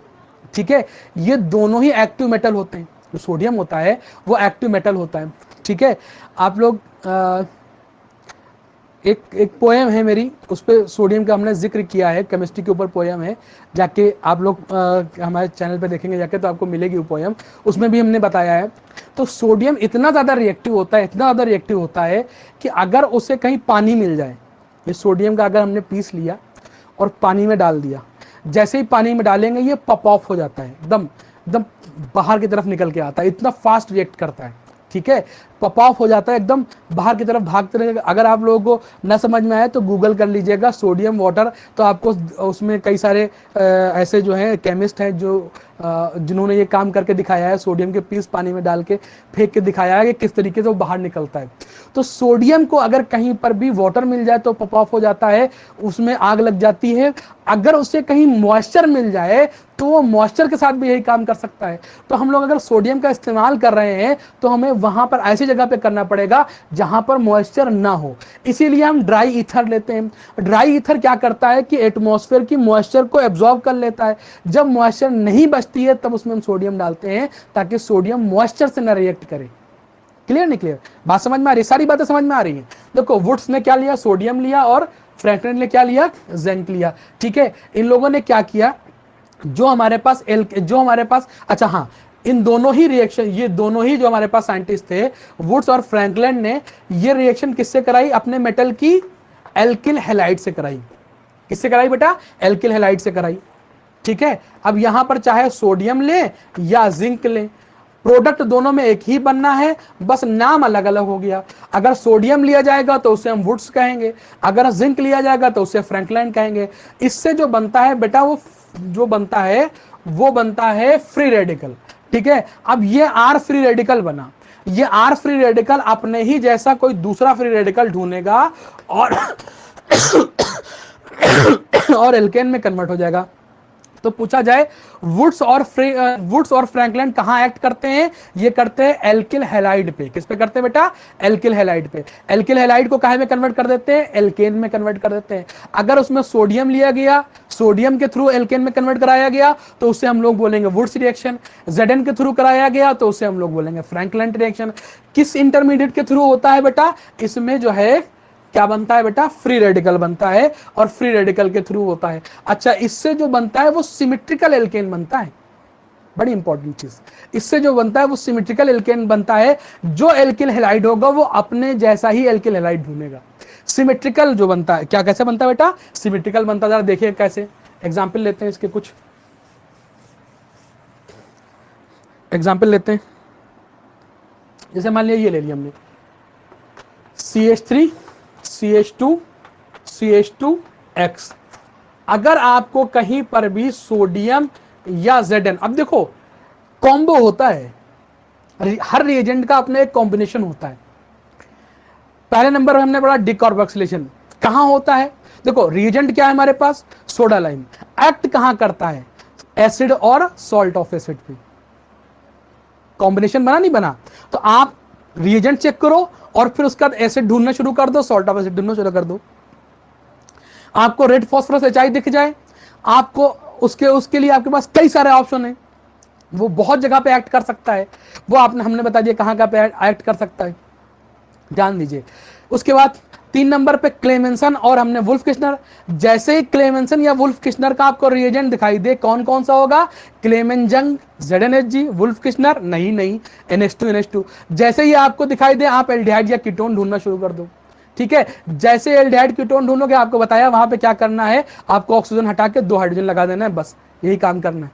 क्लियर नहीं क्लियर, बात समझ में आ रही कि नहीं आ रही। अच्छा, ऐसे ही हमने जो है जब जैसे ग्रिग्नार्ड बताया, अगर आपको ग्रिग्नार्ड दिख जाए तो ग्रिग्नार्ड का वो वाला पूरा लेक्चर देख लीजिए, आपको सब समझ में आ जाएगा ग्रिग्नार्ड क्या क्या काम कर सकता है। सबसे पहले हम ग्रिग्नार्ड अगर दिख जाएगा तो ऑक्सीजन के साथ हाइड्रोजन, नाइट्रोजन के साथ हाइड्रोजन, वो सब चेक करेंगे, उसके बाद फिर एडिशन कराते हैं, वो सारी बातें आप लोग वहां देख लीजिएगा। उसके बाद आइए 5वें नंबर पर, अगर आपको सोडियम और जिंक दिख जाए तो आपको क्या तलाशना है, एल्किल हैलाइड तलाशना है। और एल्किल हैलाइड में तलाशने में करना क्या है कि जहां पर एक्स है उसे हटा देना है, वहां पे फ्री रेडिकल बनाना है, और ऐसा ही दूसरा फ्री रेडिकल जरूर मिलेगा आपको। ये है ये पूरा पोर्शन जो ये फ्री रेडिकल बना है, ये अपने ही जैसे फ्री रेडिकल से जुड़ता है। क्लियर नहीं क्लियर, ये अपने ही जैसा फ्री रेडिकल लेगा और काहे से जुड़ जाएगा, ये बन जाएगा CH3 CH2 बनेगा, और फिर एक दूसरा फ्री रेडिकल आएगा, इसको पलट के जोड़ दो ऐसे, यहां पर CH2 और ये लास्ट में CH3। आपको दिख नहीं रहा होगा लेकिन फिर भी बता देना, CH3 CH2 ये CH2 और लास्ट में CH3। देखो ये 3, ये वाला पोर्शन जो है पहला वाला हो गया, और ये वाला पोर्शन पूरा ये सेकंड वाला हो गया, ये CH3 CH2। क्लियर नहीं क्लियर, तो ये हमारे पास प्रोडक्ट बन गया। क्लियर नहीं क्लियर, जैसे मान लिया हमारे पास ये आ जाए, मान लिया ये आ गया, X आ गया, और उसमें हमसे उसने दे दिया सोडियम या जिंक, कुछ भी दे दे हमसे, सोडियम या जिंक दे दो, हम इसको हटा देंगे तो ये फ्री रेडिकल हमें यहां पे मिलेगा। ठीक है, अब बिल्कुल डिक्टो ऐसा ही हम एक प्रोडक्ट लेके आएंगे, जो हमको बिल्कुल ऐसा ही दूसरा एक फ्री रेडिकल लेके आएंगे और उसी साइड से जोड़ेंगे। भाई ये फ्री रेडिकल है, अगर हम इसको ऐसे बना दें और चाहे ऐसे जोड़ दें, ये ऐसे, तो ये बिल्कुल सही जुड़ेगा। देखो ये यहां पर ये फ्री रेडिकल बनेगा, यहां पे ये फ्री रेडिकल, बिल्कुल दोनों फ्री रेडिकल आमने सामने रखे और ये फ्री रेडिकल यहां से हटाया, बीच में एक बॉन्ड बना दिया। क्लियर नहीं क्लियर, बात समझ में आ रही कि नहीं आ रही बेटा। तो बिल्कुल जैसा फ्री रेडिकल है बिल्कुल वैसे ही फ्री रेडिकल, अगर हम इसमें चाहें, अगर ये चाहें, अगर हम ऐसे जोड़ना चाहें, हम ऐसे जोड़ना चाहें ये, और फ्री रेडिकल हम यहां पे लगा दें और तब जोड़ना चाहें तो गलत हो जाएगा। फ्री रेडिकल ये यहां पे आएगा। क्लियर नहीं क्लियर, बात समझ में आ रही कि नहीं आ रही। फ्री रेडिकल हमारे पास यहां पर आएगा और ये यहां से ऐसे दोनों आपस में जुड़ जाएंगे। समझ में आ रहा है कि नहीं आ रहा है। बस इसकी मिरर इमेज जो होगी, इसकी मिरर इमेज बना दो, बस कुछ ना करो, मिरर इमेज बनाओ और आपस में जोड़ दो। अब तो आपको समझ में आ गया होगा। भाई कोई भी आपको कुछ भी दिया जाए, आप उसकी मिरर इमेज बना दें और उसको जोड़ दें। ठीक है, आपस में जोड़ दें। जैसे मैंने कुछ भी दे दिया जाए, मिरर इमेज तो आसानी से बना लेंगे ना। चलो यही वाला फिर से बताते हैं। जैसे ये वाला आपके पास है CH3 CH3 और यहां पर X है, और यहां पर हमने ले लिया सोडियम और ड्राई ईथर ले लिया। क्लियर नहीं क्लियर। अच्छा, तो आप कैसे प्रोडक्ट बनाएंगे, आप क्या काम करो, इसको यहां से हटाओ और यहां पे फ्री रेडिकल लगाओ, इसकी मिरर इमेज बना दो। देखो एक तो पहले यही बनाओ, CH3 CH3 ये बना दिया। अब इसकी मिरर इमेज कैसे बनेगी, इसी की मिरर इमेज आगे बना दो। ये CH है तो ये इधर क्या आ जाएगा बेटा, CH आ जाएगा। क्लियर नहीं क्लियर, CH3 उधर पे चला जाएगा और ये CH3 नीचे आ जाएगा, बीच में बॉन्ड बनाता है। बस आसान है, नहीं आसान है, बन गया प्रोडक्ट, बन गया, तैयार हो गया। अच्छा, अगर मान लिया हमारे पास 2 एल्किल हैलाइड एक ही जगह पे हो, सॉरी 2 हैलाइड एक ही जगह पर हो तो क्या होगा, तो कैसा होगा। मान लेते हैं हमने ये ले लिया रिंग, मान लिया हमने रिंग ले लिया, यहां पर हमने क्लोरीन लगा दिया, यहां पर हमने ब्रोमीन लगा दिया, और यहां पर हमने सोडियम ले लिया, और साथ में डीई मतलब ड्राई ईथर ले लिया। ठीक, जाहिर सी बात है सोडियम का काम हेलोजन को हटाना है, फ्री रेडिकल लगाना है। सोडियम का काम हेलोजन को हटाना है, फ्री रेडिकल को लगा बनाना है। तो ये भी हेलोजन हटेगा, ये भी हेलोजन हटेगा। अब यहां पर दो फ्री रेडिकल पहले से मौजूद हो गए, अब ये अपने जैसा नहीं ढूंढेगा, क्योंकि दो फ्री रेडिकल एक ही कंपाउंड में मिल गए। तो जब दोनों फ्री रेडिकल आपस में मिल गए तो दोनों फ्री रेडिकल आपस में ही बॉन्ड बना लेंगे, तो उसका प्रोडक्ट डॉक्टर साहब ये बन जाना है। क्लियर नहीं क्लियर, बोलो बच्चा, बात समझ में आ रही कि नहीं आ रही है। चलो कुछ बातें और आपको इसी में बताते हैं। अच्छा, ये बातें आपको समझ में आ रही होगी, आई थिंक सो। तो आपको फ्री रेडिकल कहीं पे मिल जाए आप आसानी से बना सकते हैं। आपको एक और सवाल करा देते हैं, मान लीजिए आपको अगर ये कहीं मिल जाए, ये भी हम पहले करा चुके हैं कहीं ना कहीं। मान लिया इसमें सोडियम और हमने ड्राई ईथर ले लिया, क्या बन जाएगा, ये इसको यहां से हटाएगा, ये इसको यहां से हटाएगा, यहां पे एक फ्री रेडिकल बनेगा, यहां पे एक फ्री रेडिकल बनेगा। क्लियर नहीं क्लियर। तो यहां पर जो प्रोडक्ट बनेगा डॉक्टर साहब, वो प्रोडक्ट ये बनता है कि ये डबल बॉन्ड, ये डबल बॉन्ड, और ये आपस में दोनों फ्री रेडिकल जुड़ गए। इसको बोलते हैं दीवार स्ट्रक्चर ऑफ बेंजीन, इसको बोलते हैं दीवार स्ट्रक्चर ऑफ बेंजीन। ये बेंजीन का दीवार स्ट्रक्चर होता है जो आगे अपने आप को रीअरेंज करके बेंजीन में कन्वर्ट हो जाता है। ये एक रेजोनेटिंग स्ट्रक्चर होता है बेंजीन का। क्लियर नहीं क्लियर, बात समझ में आ रही है। तो अगर ऐसा कुछ मिले तो आपके पास प्रोडक्ट जो बनेगा डॉक्टर साहब वो बेंजीन बनेगा। क्लियर, बहुत बढ़िया बात है, आप लोगों को सब बातें समझ में आ रही हैं। आप इतने होशियार बच्चे हो चुके हो, बड़ा मजा आता है आप लोगों को पढ़ाने में। सॉरी, चले देखते हैं आगे और कुछ बातें इसकी नायाब बातें वुड्स रिएक्शन की। वुड्स रिएक्शन की खास बात यह है कि ये जो बनता है वुड्स रिएक्शन जो होती है, इसमें हमको मिक्सचर ऑफ द प्रोडक्ट मिलते हैं। अगर हम चाहें कि हमको प्योर कोई एल्केन मिल जाए तो प्योर एल्केन इसमें हमको नहीं मिल पाता। बात समझे रहना। इसमें दो बातें होती हैं वुड्स रिएक्शन में। एक बात तो ये होती है कि हमारे पास हमेशा हमको सिमेट्रिकल एल्केन मिलेगा। कैसा मिलेगा, सिमेट्रिकल एल्केन। एक बात हो गई। दूसरी बात ये हो गई कि इसमें हमको प्योर नहीं मिलता, मिक्सचर ऑफ द प्रोडक्ट मिलता है, मिक्सचर ऑफ द प्रोडक्ट मिलता है। तो हमको इसमें से प्योर कोई भी एल्केन नहीं मिलता। क्लियर नहीं क्लियर, दोनों बातें नोट कर लीजिएगा कि इसमें जो वुड्स रिएक्शन है उसमें सिमेट्रिकल एल्केन मिलता है और प्योर नहीं मिलता, मिक्सचर ऑफ द एल्केन मिलता है। क्लियर नहीं क्लियर, कहीं से फ्री रेडिकल कई जगह पे बन सकता है ना, ठीक है, वो ज्यादा उसके डिटेल में हम लोग जानने वाले नहीं है, ठीक है। लेकिन अगर आपसे अगर कोई ये पूछ दे कि मान लिया आपके पास ये है 1 2 3 4 5 6, ठीक है, तो 6 कार्बन का अगर एल्केन बना है तो वो वुड से बना होगा। 5 कार्बन का एल्केन कभी वुड से नहीं बन सकता। बात समझ में आ रही है कि नहीं समझ में आ रही है। 5 कार्बन कार्बन क्यों नहीं बन सकता, क्योंकि 5 का आधा करोगे तो 2.5 कार्बन हो जाएगा, ठीक है। सिमेट्रिकल अगर बनाएंगे, सिमेट्री लेंगे तो वो 2.5 2.5 और 2.5 कार्बन तो होता नहीं है। क्लियर नहीं क्लियर। तो बात समझ लेना कि अगर ये पूछा जाए कौन से एल्किल हैलाइड से मिलकर बना होगा, ध्यान देना, कौन से एल्किल हैलाइड से मिलकर बना होगा, तो इसको सिमेट्रिकली कट कर देना, सिमेट्रिकली कट कर देना। तो सिमेट्रिकली जब कट करोगे तो यहां पर जहां से कट करोगे वहीं पर एक्स लगा देना, तुमको एल्किल हैलाइड मिल जाएगा। तुमसे पूछा जाए ये कौन से एल्किल हैलाइड से बना होगा, कहा जाए तुमसे सवाल पूछा जाएगा this is a Wurtz reaction product, Wurtz का प्रोडक्ट है, और पूछा जाए कौन सा एल्किल हैलाइड से मिलकर बना होगा, तो तुम क्या करोगे, इसको सिमेट्रिकली कट करोगे। और सिमेट्रिकली कट कहां से होगा, ये बीचों बीच से हो जाएगा। एक एक्स यहां पे लगा दो, एक एक्स यहां पे लगा दो, बस यहीं से मिलकर बना होगा। क्लियर नहीं क्लियर, बहुत बढ़िया बात है। अच्छा, अगर हम इसमें दो अलग अलग तरीके के एल्किल हैलाइड यूज कर लें, ध्यान देना बेटा, दो अलग अलग तरीके के एल्किल हैलाइड यूज कर लें। मान लिया हमने एक CH3X यूज कर लिया और दूसरा हमने C2H5X यूज किया, और उसमें हमने सोडियम और DE मतलब डाई ईथर ले लिया। तो जाहिर सी बात है X यहां से निकलेगा, एक फ्री रेडिकल ये, X यहां से एक फ्री रेडिकल ये बनेगा। ठीक है, तो इसमें प्रोडक्ट क्या बनता है बेटा, इसमें जो बनता है वो मिक्सचर ऑफ द प्रोडक्ट बनता है। इसमें 3 प्रोडक्ट बन सकते हैं, देखो 3 कॉम्बिनेशन इसमें बन सकते हैं। कौन कौन से बन सकता है, ये वाला फ्री रेडिकल कोई अपने जैसा फ्री रेडिकल ढूंढ ले तो वो बनाएगा CH3 CH3। ये वाला फ्री रेडिकल कोई अपने जैसा फ्री रेडिकल ढूंढ ले तो ये बनाएगा C2H5 C2H5। और जब ये दोनों किसी को ना ढूंढ पाए तो आपस में रिएक्ट कर जाए तो ये बन जाए CH3 C2H5। तो इसमें मिक्सचर, अगर आपने 2 अलग अलग एल्किल हैलाइड लिए तो आपको मिक्सचर ऑफ द प्रोडक्ट मिलता है। क्लियर नहीं क्लियर? और क्या क्या प्रोडक्ट मिल सकता है ये आपके सामने है। क्लियर नहीं बेटा? इसे नोट कर लीजिए फटाफट। आप इसमें आप देखो, इसमें Zn भी हो सकता है। हमने दोनों के साथ पढ़ा रहे हैं, फ्रैंकलैंड और जो है हमारे पास वुड्स एक साथ चल रही है। क्लियर नहीं क्लियर? इसमें Zn भी हो सकता है। अच्छा, कुछ बातें आपको और बताना चाह रहे हैं।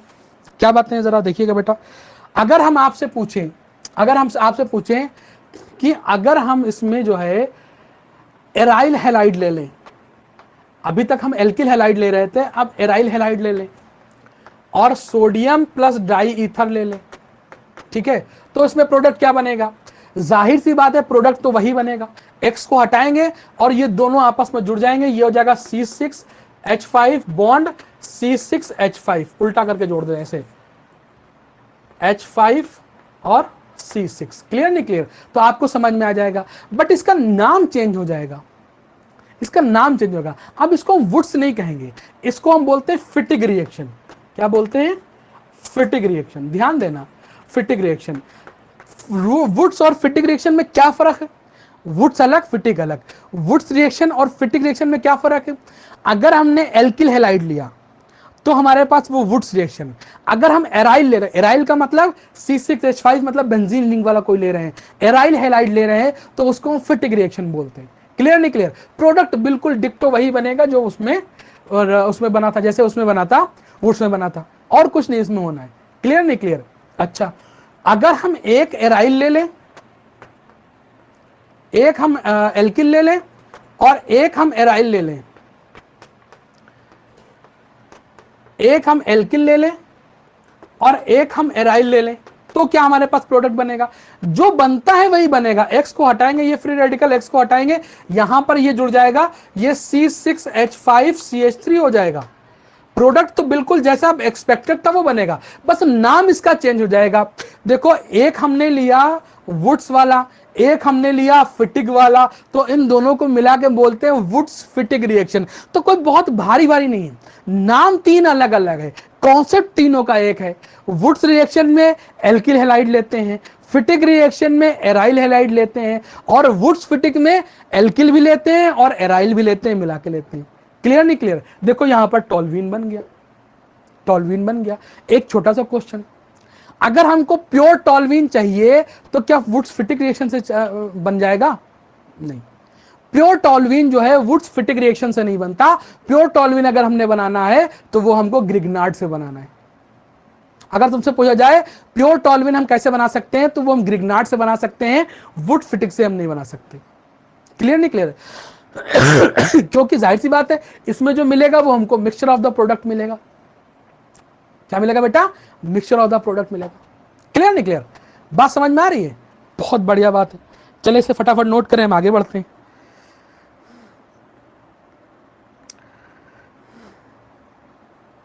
ठीक है, चले मेन प्रोडक्ट इसमें टॉल्वीन ही बनाए। अच्छा, टॉल्वीन अगर हमको फ्रीडल क्राफ्ट से बनाना हो तब भी प्योर नहीं मिलेगा, फ्रीडल क्राफ्ट से भी प्योर नहीं मिलता, ना फ्रीडल क्राफ्ट से प्योर मिलता है, ना हमको वुड्स फिटिग से प्योर मिलता है। प्योर किससे मिलता है हमको? RMGX से। RMGX मतलब ग्रिग्नार्ड। ठीक है, देखो हमने 5 हेडिंग पढ़ ली खेल खेल में, और पांचों के रिएजेंट आपको याद होने चाहिए। क्लियर नहीं क्लियर? और सबकी फंक्शनिंग याद होनी चाहिए, ये रिएजेंट ये काम करता है और किसके साथ करता है। हर रिएजेंट अपना एक स्पेसिफिक टारगेट ढूंढे हुए है, कुछ एक को छोड़ के। जैसे रेड फास्फोरस और HI जो है वो थोड़ा बहका हुआ है, वो सबके साथ लगा रहता है ना। बाकी बहुत सारे ऐसे लोग होते हैं जो बिल्कुल जो है भारतीय नारी की तरीके से एकदम अटके हुए कि नहीं हमको जो है, जैसे हमारे पास वुल्फ किशनर वाला और वो क्लेमेंसन, नहीं हमको एक्ट करना है तो सिर्फ एल्डिहाइड कीटोन पे करना और किसी पे नहीं करेंगे हम, कसम खाए बैठे। बात समझ में आ रही है? बस यही चीजें आपको सीख जानी है। आपको ऑर्गेनिक आ गई, ऑर्गेनिक कोई बहुत टफ थोड़ी ना आती है। चलिए 6 नंबर पे आपको बताते हैं कोरी हाउस। हेडिंग लगा लीजिए 6 नंबर पे कोरी हाउस। कोरी हाउस समझो, वुड से हमको जो मिल रहा था वो हमको सिमेट्रिकल मिल रहा था। कैसा मिल रहा था? सिमेट्रिकल। अगर हमको 5 कार्बन का एल्केन चाहिए, 3 कार्बन का एल्केन चाहिए, तब हम क्या करें? तो हम वुड से हम नहीं बना सकते, तो हमको कोरी हाउस, कोरी हाउस जो है मेथड हमको अप्लाई करना पड़ेगा। अच्छा, कोरी हाउस में क्या होता है? कोरी हाउस का रिएजेंट जो होता है वो बड़ा अच्छा सा होता है। हमने अपने टाइम पे जब याद कर रहे थे तो उसको याद किया था R2 कुली। R2 कुली कुछ घर वर वाला हिसाब किताब है। कोरी हाउस था तो उसमें कुली की जरूरत थी, तो R2 कुली कुछ एक फन एलिमेंट है। कोरी हाउस R2 कुली, बस इतना याद करना है। एक्ट कहां पे करता है? एल्किल हैलाइड पे। क्यों? क्योंकि वुड्स के जस्ट बाद पढ़ रहे, वुड्स भी एल्किल हैलाइड पे करता है, कोरी हाउस भी एल्किल हैलाइड पे करता है। वुड्स जो बनाता है वो हमारे पास ऐसा एल्किल हैलाइड लेता है जिससे हमारे पास सिमेट्रिकल एल्केन बने, सिमेट्रिकल एल्केन बने।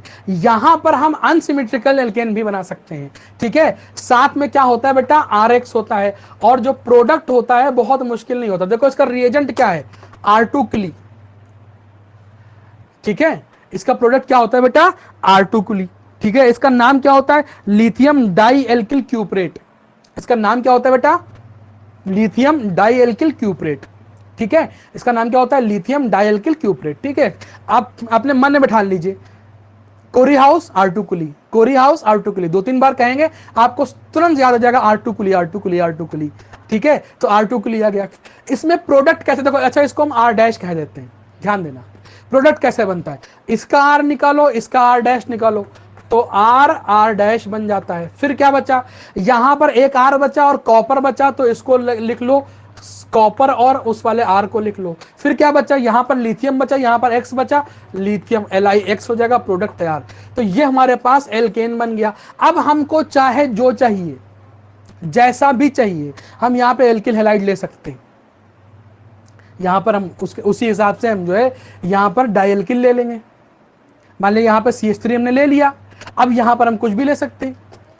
2 कार्बन का लेंगे तो यहाँ पे 3 कार्बन का एल्केन बनेगा, अगर यहाँ पे 3 का लिया तो यहाँ पे 4 का बनेगा, यहाँ पे 4 का लिया तो यहाँ पर 5 का बनेगा। तो इससे हम अनसिमेट्रिकल एल्केन भी बना सकते हैं। फायदा हमारे पास कोरी हाउस प्रोसेस का क्या हुआ कि इससे हम अनसिमेट्रिकल एल्केन भी बना सकते हैं, जबकि वुड्स और फ्रैंकलैंड से हम लोग सिमेट्रिकल एल्केन बना सकते थे। क्लियर? बहुत बढ़िया बात है, नोट कर लिए इस बात को।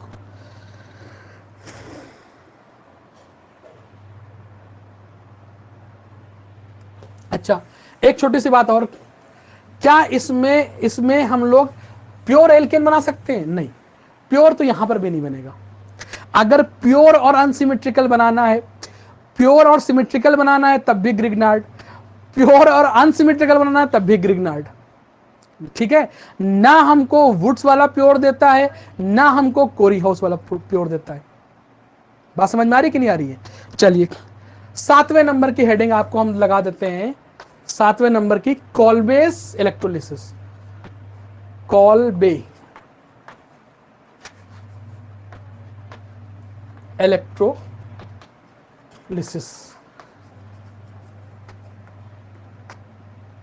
अरे यार, ठीक है, कॉल्बेस इलेक्ट्रोलिसिस। चलिए, इस मेथड से हम लोग एल्केन भी बना सकते हैं, एल्कीन भी बना सकते हैं, एल्काइन भी बना सकते हैं, एल्केन भी बना सकते हैं, एल्कीन भी बना सकते हैं, और एल्काइन भी बना सकते हैं। क्लियर नहीं क्लियर? बोलो बेटा, जरा समझो। यहां पर क्या होता है, पहले लिया क्या जाता है, जरा ध्यान देना। यहां पर हमारे पास सॉल्ट ऑफ एसिड लिया जाता है। किसका सॉल्ट? सोडियम या कैल्शियम का सॉल्ट ऑफ एसिड लेते हैं।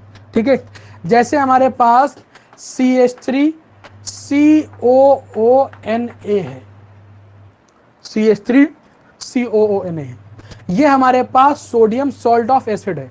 ठीक, इसकी अगर हम इलेक्ट्रोलिसिस कराते हैं अगर हम लोग इसकी इलेक्ट्रोलिसिस कराएंगे तो क्या होगा, कॉल-बेस इलेक्ट्रोलिसिस कराने से सबसे पहले तो ये CH3COO माइनस में और यहां पर Na+ में कन्वर्ट हो जाएगा। ध्यान देना कि हमेशा इसके 2 मॉलिक्यूल लेने पड़ेंगे, 2 मॉलिक्यूल लेंगे तो यहां पर भी 2 मॉलिक्यूल, यहां पर भी 2 मॉलिक्यूल। अब देखो यहां पर एनोड पे क्या हो जाता है, ध्यान देना एनोड पे क्या होता है। एनोड पे होता यह है कि यहां हमारे पास CH3 फ्री रेडिकल और CH3 free radical, 2 CH3 free radical बन जाते हैं, ठीक है, और माइनस में यहां से CO2 निकल जाता है। क्लियर नहीं क्लियर? अब ये दोनों फ्री रेडिकल आपस में मिलके CH3 बॉन्ड CH3 बना लेते हैं, ये एनोड पे बनता है, और कैथोड पे जो होता है वो Na जो होता है वो NaOH बना लेता है। क्लियर नहीं क्लियर? तो हमारे पास एनोड पे हमको एल्केन मिल जाता है। ठीक, ये तो रही इसकी लॉन्ग स्टोरी। शॉर्ट स्टोरी हम तुम्हें बताएं, शॉर्ट में हम लोग क्या करते हैं, हम लोग सिर्फ और सिर्फ ये देखते हैं कि हमारे पास क्या उसने रिएजेंट लिया है। इसको आप लोग नोट कर लीजिएगा ऐसे। हालांकि हमने PDF के नोट्स तो दे ही रखे, लेकिन जिन बच्चों के पास नोट्स नहीं, जो YouTube पे पढ़ेंगे इसको, जिनके पास नोट्स नहीं है वो लोग इसके नोट्स जरूर बना लेंगे। क्लियर नहीं क्लियर? देखें, शॉर्ट ट्रिक इसकी कुछ इस तरीके से है, जैसे CH3COO है, ठीक है, तो हम लोग क्या करते हैं, इसको यहां से कट कर देते हैं, यहां से हम इसको कट करेंगे, ठीक है, और यहां से कट करने के बाद हम लोग क्या करेंगे, बिल्कुल जैसे जो ये है वही दूसरा प्रोडक्ट, देखो ये एक फ्री रेडिकल बनेगा, ऐसा ही फ्री रेडिकल दूसरा ढूंढ के लेके आएंगे, तो जब CH3 ये है तो दूसरा फ्री रेडिकल भी CH3 ही होगा, तो ये CH3 फ्री रेडिकल CH3 बन जाएगा, और प्रोडक्ट जो हमारे पास वो आ जाएगा वो एल्केन बन जाएगा। क्लियर नहीं क्लियर? मान लिया अगर उसने हमको CH2COONA दे दिया और ये वाला CH2COONA दे दिया, तब हम लोग क्या करेंगे बेटा, इसको यहां से कट करेंगे, तब एक फ्री रेडिकल यहां बनेगा, एक फ्री रेडिकल यहां बनेगा। ऑब्वियस सी बात है, तो अगर एक ही कंपाउंड में 2 फ्री रेडिकल मिल जाते हैं तो हम लोग क्या करते हैं, दोनों को आपस में जोड़ देते हैं, तब यहां पर जो बनेगा वो एल्कीन बन जाएगा, तब वहां पर जो बनेगा बेटा एल्कीन बन जाएगा। क्लियर नहीं क्लियर? बात समझ में आ रही कि नहीं? डायरेक्ट आप इसका प्रोडक्ट बना सकते हैं। क्लियर? बोलो बेटा, बात समझ में आ रही कि नहीं आ रही? अच्छा, एक छोटा सा क्वेश्चन पूछें, अगर हम इसका डीकार्बोक्सिलेशन करा दें, NaOH प्लस ड्राई ईथर ले लेते, इसी का कॉल-बेस इलेक्ट्रोलिसिस कराई तो एल्कीन बना। अगर हमने इसका डीकार्बोक्सिलेशन कराया तो क्या बनेगा? तो तुम लोगों को याद होगा कि हम चाहे सॉल्ट हो या सॉल्ट ऑफ एसिड हो या सॉल्ट ऑफ एसिड हो, उसे हटा देते हैं, उसकी जगह पे HH लगा देते हैं, तो एक H यहां पर, एक H यहां पे जुड़ जाएगा, तो ये हमारे पास CH3 और CH3 देखो एल्केन बन जाएगा। क्लियर नहीं क्लियर? बात समझ में आ रही कि नहीं आ रही बेटा? बोलो, नई बात पल्ले पड़ रही है? यही चीजें होती हैं, देखो यही चीजें सारी होती हैं जो आपको समझना होती हैं, यही सारी चीजें जो होती हैं जो आपको समझना होती है। चले, ये अभी जो हमने लिखा था ये सोडियम सक्सिनेट था, ठीक है। अब हम यहां पे मैलेट या फ्यूमरेट लिखते हैं, मैलेट आइसोमर होते हैं ये, इसमें क्या प्रोडक्ट बनेगा, क्या करना है, अगर उसने यहां पर कॉल-बेस इलेक्ट्रोलिसिस करा दिया, यहां से टूट जाना है, इसे हटा दो सबको, ये जो बनेगा वो क्या बनेगा, 2 बॉन्ड पहले थे, एक और लग जाएगा CH ट्रिपल बॉन्ड CH। तो देखो कॉल-बेस इलेक्ट्रोलिसिस से एल्केन भी बन गया, एल्कीन भी बन गया और एल्काइन भी बन गया। क्लियर नहीं क्लियर? सिंपल चीजें हैं, बस आपको याद रखना है, ठीक है। वो आपको लिख के देगा कॉल-बेस इलेक्ट्रोलिसिस, इसमें कोई रीजन नहीं लगाएगा। कॉल-बेस इलेक्ट्रोलिसिस कहां हो सकता है, एसिड पे या सॉल्ट ऑफ एसिड पे हो सकता है। क्लियर नहीं? आसान चीजें बेटा, सिंपल चीजें। चलिए आइए और पढ़ते हैं इसको। हेडिंग नंबर 8 पे आ जाइए, इसको बोलते हैं हाइड्रोजनेशन, हाइड्रोजिनेशन, हाइड्रोजिनेशन। अब बेटा हाइड्रोजिनेशन क्या होता है? हाइड्रोजिनेशन ऑफ लिख लो, ऑफ एल्कीन कॉमा एल्काइन। ये क्या होता है? अगर हमारे पास कहीं पर एल्काइन हो या हमारे पास कहीं पर एल्कीन हो, ठीक है, उसको अगर हम हाइड्रोजन दे दें, देखो अगर इसके दो बॉन्ड हम तोड़ दें और दो हाइड्रोजन इसको दे दें, दो हाइड्रोजन इसको दे दें, टोटल मिला के 4 हाइड्रोजन अगर हम कहीं से इंतजाम कर ले जाएं, 4 हाइड्रोजन का हम इंतजाम कर लें इसमें, तो ये काहे में कन्वर्ट हो जाएगा? RCH2 CH3 में कन्वर्ट हो जाएगा। इसके लिए अगर हम एक बॉन्ड तोड़ रहे हैं तो ध्यान देना, एक बॉन्ड अगर हम तोड़ रहे हैं तो उसके लिए 2 हाइड्रोजन की जरूरत पड़ेगी, एक इसके लिए एक इसके लिए, दोनों कार्बन को देनी पड़ेगी। अगर 2 तोड़ रहे हैं तो दोनों को 2-2 देनी पड़ेगी। तो यहां पर एक बॉन्ड अगर हम ब्रेक कर रहे हैं तो एक हाइड्रोजन इसके लिए, एक हाइड्रोजन इसके लिए इंतजाम करना पड़ेगा, तो 2 हाइड्रोजन का हमें इंतजाम करना पड़ेगा। तो यहां पर ये हो गया RCH2 CH3, this is hydrogenation. Chlorine का जुड़ना क्लोरीनेशन, हाइड्रोजन का सिंपल चीज है, तुम लोग के दिमाग में बैठ जाए इसलिए बता रहे हैं, और हाइड्रोजन का ऐड होना तो इसे हम लोग बोलते हैं हाइड्रोजनेशन। ठीक, अच्छा ये काम कर कौन सकता है भाई? अगर हमको डायरेक्ट हाइड्रोजन देना है तो डायरेक्ट हाइड्रोजन दे सकते हैं, लेकिन आप लोगों ने इसमें देखा होगा लिखा रहता है निकिल या प्लेटिनम लिखा रहता है, निकिल या Zn, जिंक या प्लेटिनम, ये सब लिखा रहता है। ये ऐसा क्यों लिखा रहता है? इसकी वजह ये होती है बेटा, हाइड्रोजन होती है गैस, अगर हम डायरेक्ट गैस डालेंगे तो गैस उड़ जाएगी। तो उसके लिए हम लोग करते क्या, एक तरकीब निकाली, हम लोग जिंक या निकिल या प्लेटिनम की रॉड लेते हैं, निकिल या प्लेटिनम की रॉड ली, लंबी लंबी रॉड ली, उस रॉड पे हाइड्रोजन को चिपकाना शुरू कर दिया, ठीक है, उसके सरफेस पे एडजॉर्ब करा दिया। क्या करा दिया बेटा? एडजॉर्ब करा दिया, हाइड्रोजन उसमें चिपक जाती है। उन हाइड्रोजन रॉड का इस्तेमाल जो है हम लोग रिडक्शन के लिए कर लेते हैं या हाइड्रोजनेशन के कर लिए।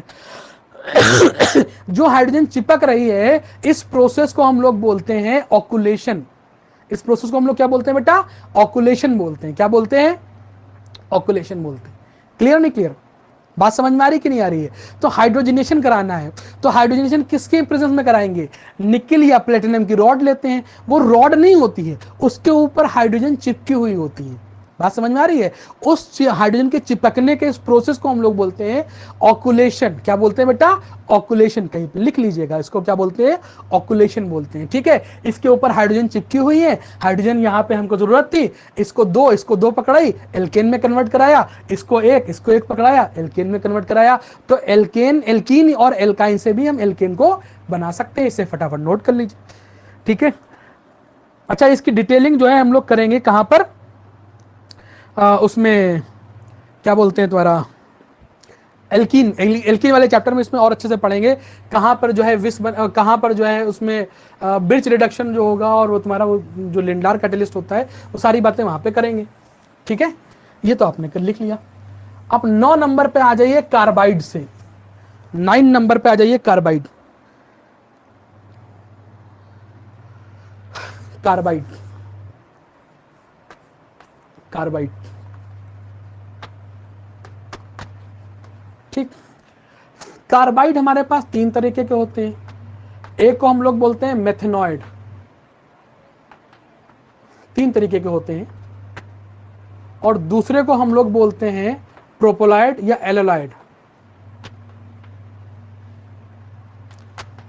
ठीक है, और तीसरे वाले को हम लोग बोलते हैं, मेथेनॉइड हो गया, इसको बोलते हैं एसिटोलाइड। ठीक, तो जो बेरिलियम का कार्बाइड होता है, जो बेरिलियम का कार्बाइड होता है और जो एल्यूमिनियम का कार्बाइड होता है, बेरिलियम का कार्बाइड होता है और जो एल्यूमिनियम का कार्बाइड होता है, डॉक्टर साहब, वो हमारे पास कैसा होता है? वो हमारे पास मेथेनॉइड होता है। और जो हमारे पास मैग्नीशियम, बस इतना ही आपको याद करना है। आप लोग जो होता है, आप लोगों की बुद्धि भ्रष्ट हो जाती है। आप लोगों को 2-3 बातें बताओ, अरे सर उसमें कार्बाइड फिर किसी मेटल के साथ बना लेगा तो कोई भी, अरे नहीं भैया, सिर्फ और सिर्फ आपको यही कार्बाइड आपके कोर्स में सवाल पूछे हुए मिलेंगे। अच्छा, तो दुनिया में बहुत ज्यादा केमिस्ट्री है, इतनी केमिस्ट्री आप नहीं पढ़ पाओगे। तो जो बताया जा रहा है उसको सर झुका के ग्रहण करें, ठीक है। अगर ये 3 बताया जा रहा है तो आपको 3 और तीनों के एग्जाम्पल आप याद करिए। ये इसको बोलते हैं, अगर मैग्नीशियम का मिल रहा है तो वो हमारे पास जो होता है वो हमारे पास प्रोपोलाइड होता है। और किसी और मेटल का मिल जाए, कोई और मेटल का मिल जाए, जैसे हमारे पास कैल्शियम हो गया, स्ट्रोंशियम हो गया, बेरियम हो गया या रेडियम हो गया, किसी और मेटल का, देखो ये सेकंड ग्रुप के हैं सब। ये सब अगर हमको मिल जाए तो इसको बोलते हैं MC2। ये हमारे पास एसिटोलाइड होते हैं, जिसका एग्जाम्पल CaC2 आपने पढ़ा होगा। जेई में इसमें एक बार क्वेश्चन पूछा गया था, कितने सिग्मा कितने पाई, हमने निकलवाए हैं, याद करो। इसमें भी निकलवाए हैं, इसमें भी निकलवाए हैं। तो ये 3 तरीके के हमारे पास कार्बाइड हो गए, एक मेथेनॉइड, एक प्रोपोलाइड और एक एसिटोलाइड। मेथेनॉइड के एग्जांपल पूछे जाए तो बेरिलियम का कार्बाइड, एल्यूमिनियम का कार्बाइड हो गया। मैग्नीशियम का कार्बाइड जो होता है वो प्रोपोलाइड होता है, और जो हमारे पास रेस्ट ऑफ द कार्बाइड होते हैं वो हमारे पास एसिटोलाइड होते हैं। अच्छा, अब जरा देखिए काम की बातें, जरा समझिएगा, कुछ काम की बातें इसमें कर लेते हैं।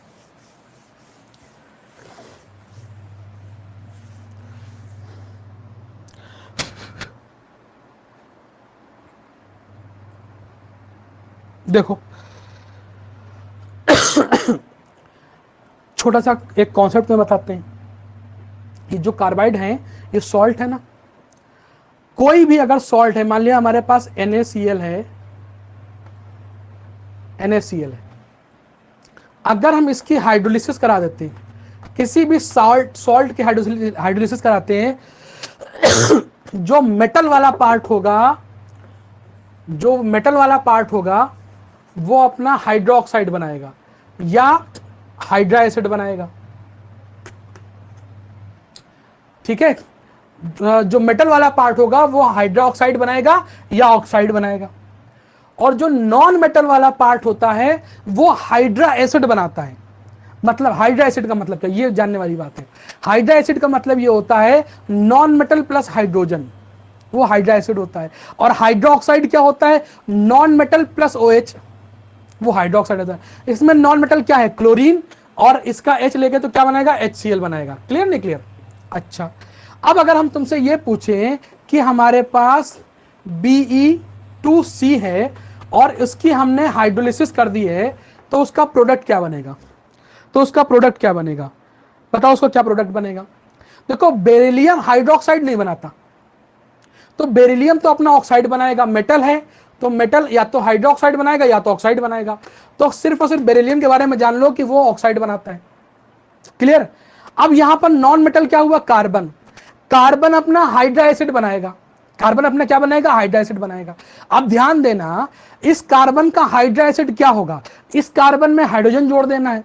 अब ये कार्बन कौन वाला है, मेथेनॉइड वाला है ना, मेथेनॉइड वाला है, तो इसमें कार्बन में से मेथेन बनेगा। देखो, ये इसका हाइड्रा एसिड बन गया। अगर वो आपको ये दे दे, मान लिया Al4C3 और इसकी वो हाइड्रोलिसिस करा दे, तो आपको मालूम है एल्यूमिनियम क्या बनाएगा, अपना हाइड्रो ऑक्साइड बनाएगा, और साथ में ये वाला कार्बन क्या बनाएगा, अपना हाइड्रा एसिड। और इसका हाइड्रा एसिड क्या होगा, मीथेन होगा डॉक्टर साहब, क्योंकि ये क्या होता है, मेथेनॉइड है, इसलिए ये मीथेन बनाएगा। क्लियर नहीं क्लियर? इसी की जगह पर अगर हम ये ले लें,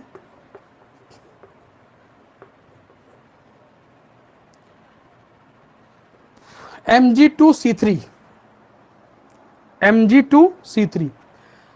अगर इसकी हम हाइड्रोलिसिस करा दें तो जाहिर सी बात है मैग्नीशियम जो होगा वो अपना हाइड्रा ऑक्साइड बनाएगा डॉक्टर साहब, साथ में अब ये हमारे पास हाइड्रा एसिड बनाएगा। अब ये है क्या, ये तो दोनों तो हमारे पास क्या थे, मेथेनाइड थे, ये हमारे पास क्या था, प्रोपोलाइड। ठीक है, ये प्रोपाइलीन बनाता है। ठीक है, तुम्हारी प्रोपाइल बनाता है, प्रोपाइलीन लाइन ट्रिपल बॉन्ड वाला। तो 1 2 3 और 3 कार्बन का ट्रिपल बॉन्ड बना देगा, तो ये बन जाएगा CH3 और यहां पर आ जाएगा CH।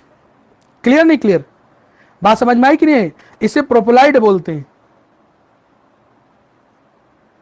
मेथेनाइड। अच्छा, स्पेलिंग में गड़बड़ी हो गई है, OID लिखा है तो O हटा देना, IDE लिख लेना। मेथेनाइड, प्रोपोलाइड और एलेलाइड, या उसको जो है प्रोपोलाइड बोलते हैं, प्रोपोलाइड या एलेलाइड भी इसे बोलते हैं। क्लियर नहीं क्लियर? प्रोपाइलीन बनाएगा, ठीक है, YEN मतलब ट्रिपल बॉन्ड बनाएगा। क्लियर? चलिए, मान लिया अगर हमने CaCO2 ले लिया, CaCO2 ले लिया, CaC2। अब CaC2 क्या है, एसिटोलाइड है डॉक्टर साहब। CaC2 जो है वो हमारे पास एसिटोलाइड है, और जो एसिटोलाइड होता है वो कैल्शियम तो अपना हाइड्रोक्साइड बनाएगा, CaOH का होल ट्वाइस बनाएगा, साथ में एसिटिलीन भी तो बनेगी। और एसिटिलीन क्या होता है, CH2 डबल बॉन्ड CH2, यही तो होता है एसिटिलीन। क्लियर नहीं क्लियर, बोलो बेटा, एसिटिलीन यही तो होता है।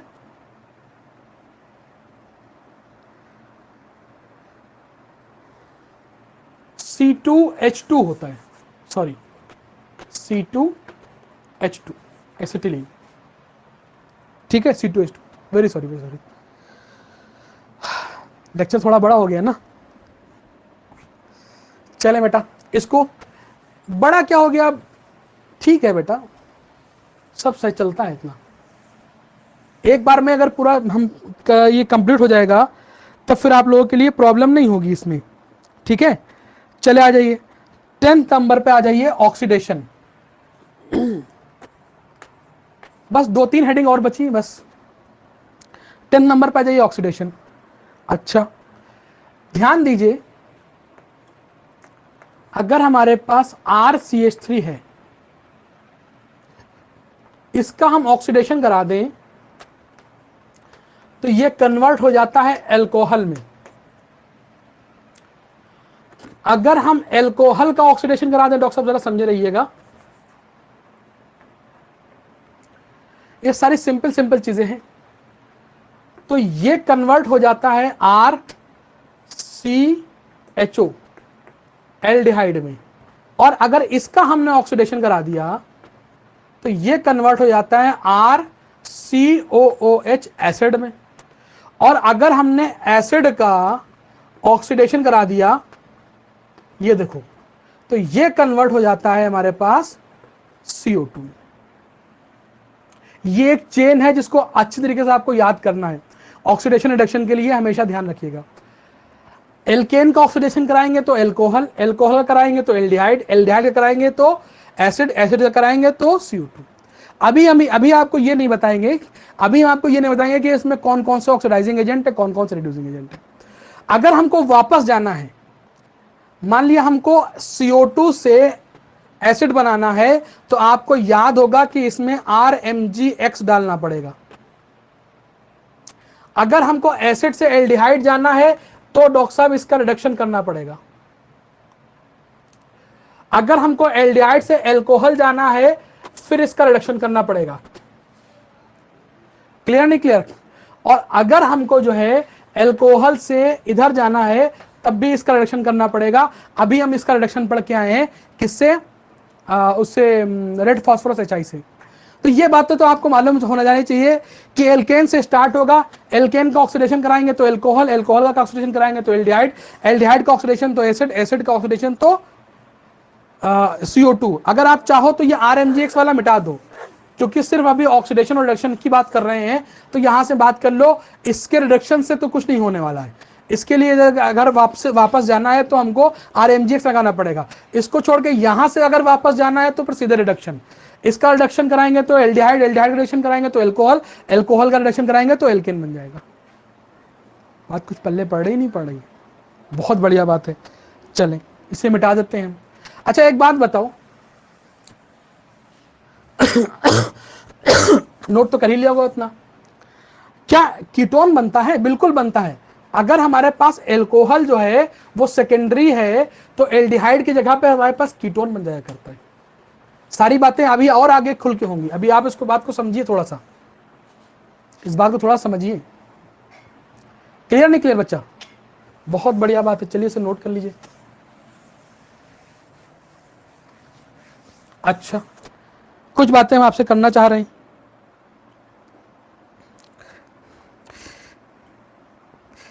मान लिया हमने यहां पे आपसे एक एल्केन ले लिया,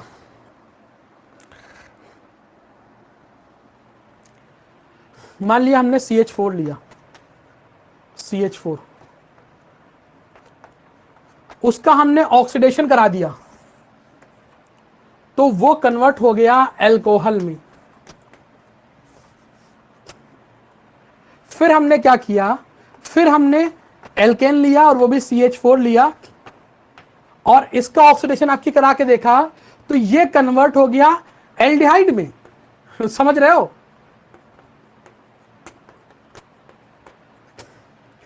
उसके बाद फिर हमने क्या किया, फिर हमने एक एल्केन लिया और इसका ऑक्सीडेशन कराया, अब की ये कन्वर्ट हो गया डायरेक्ट एसिड में।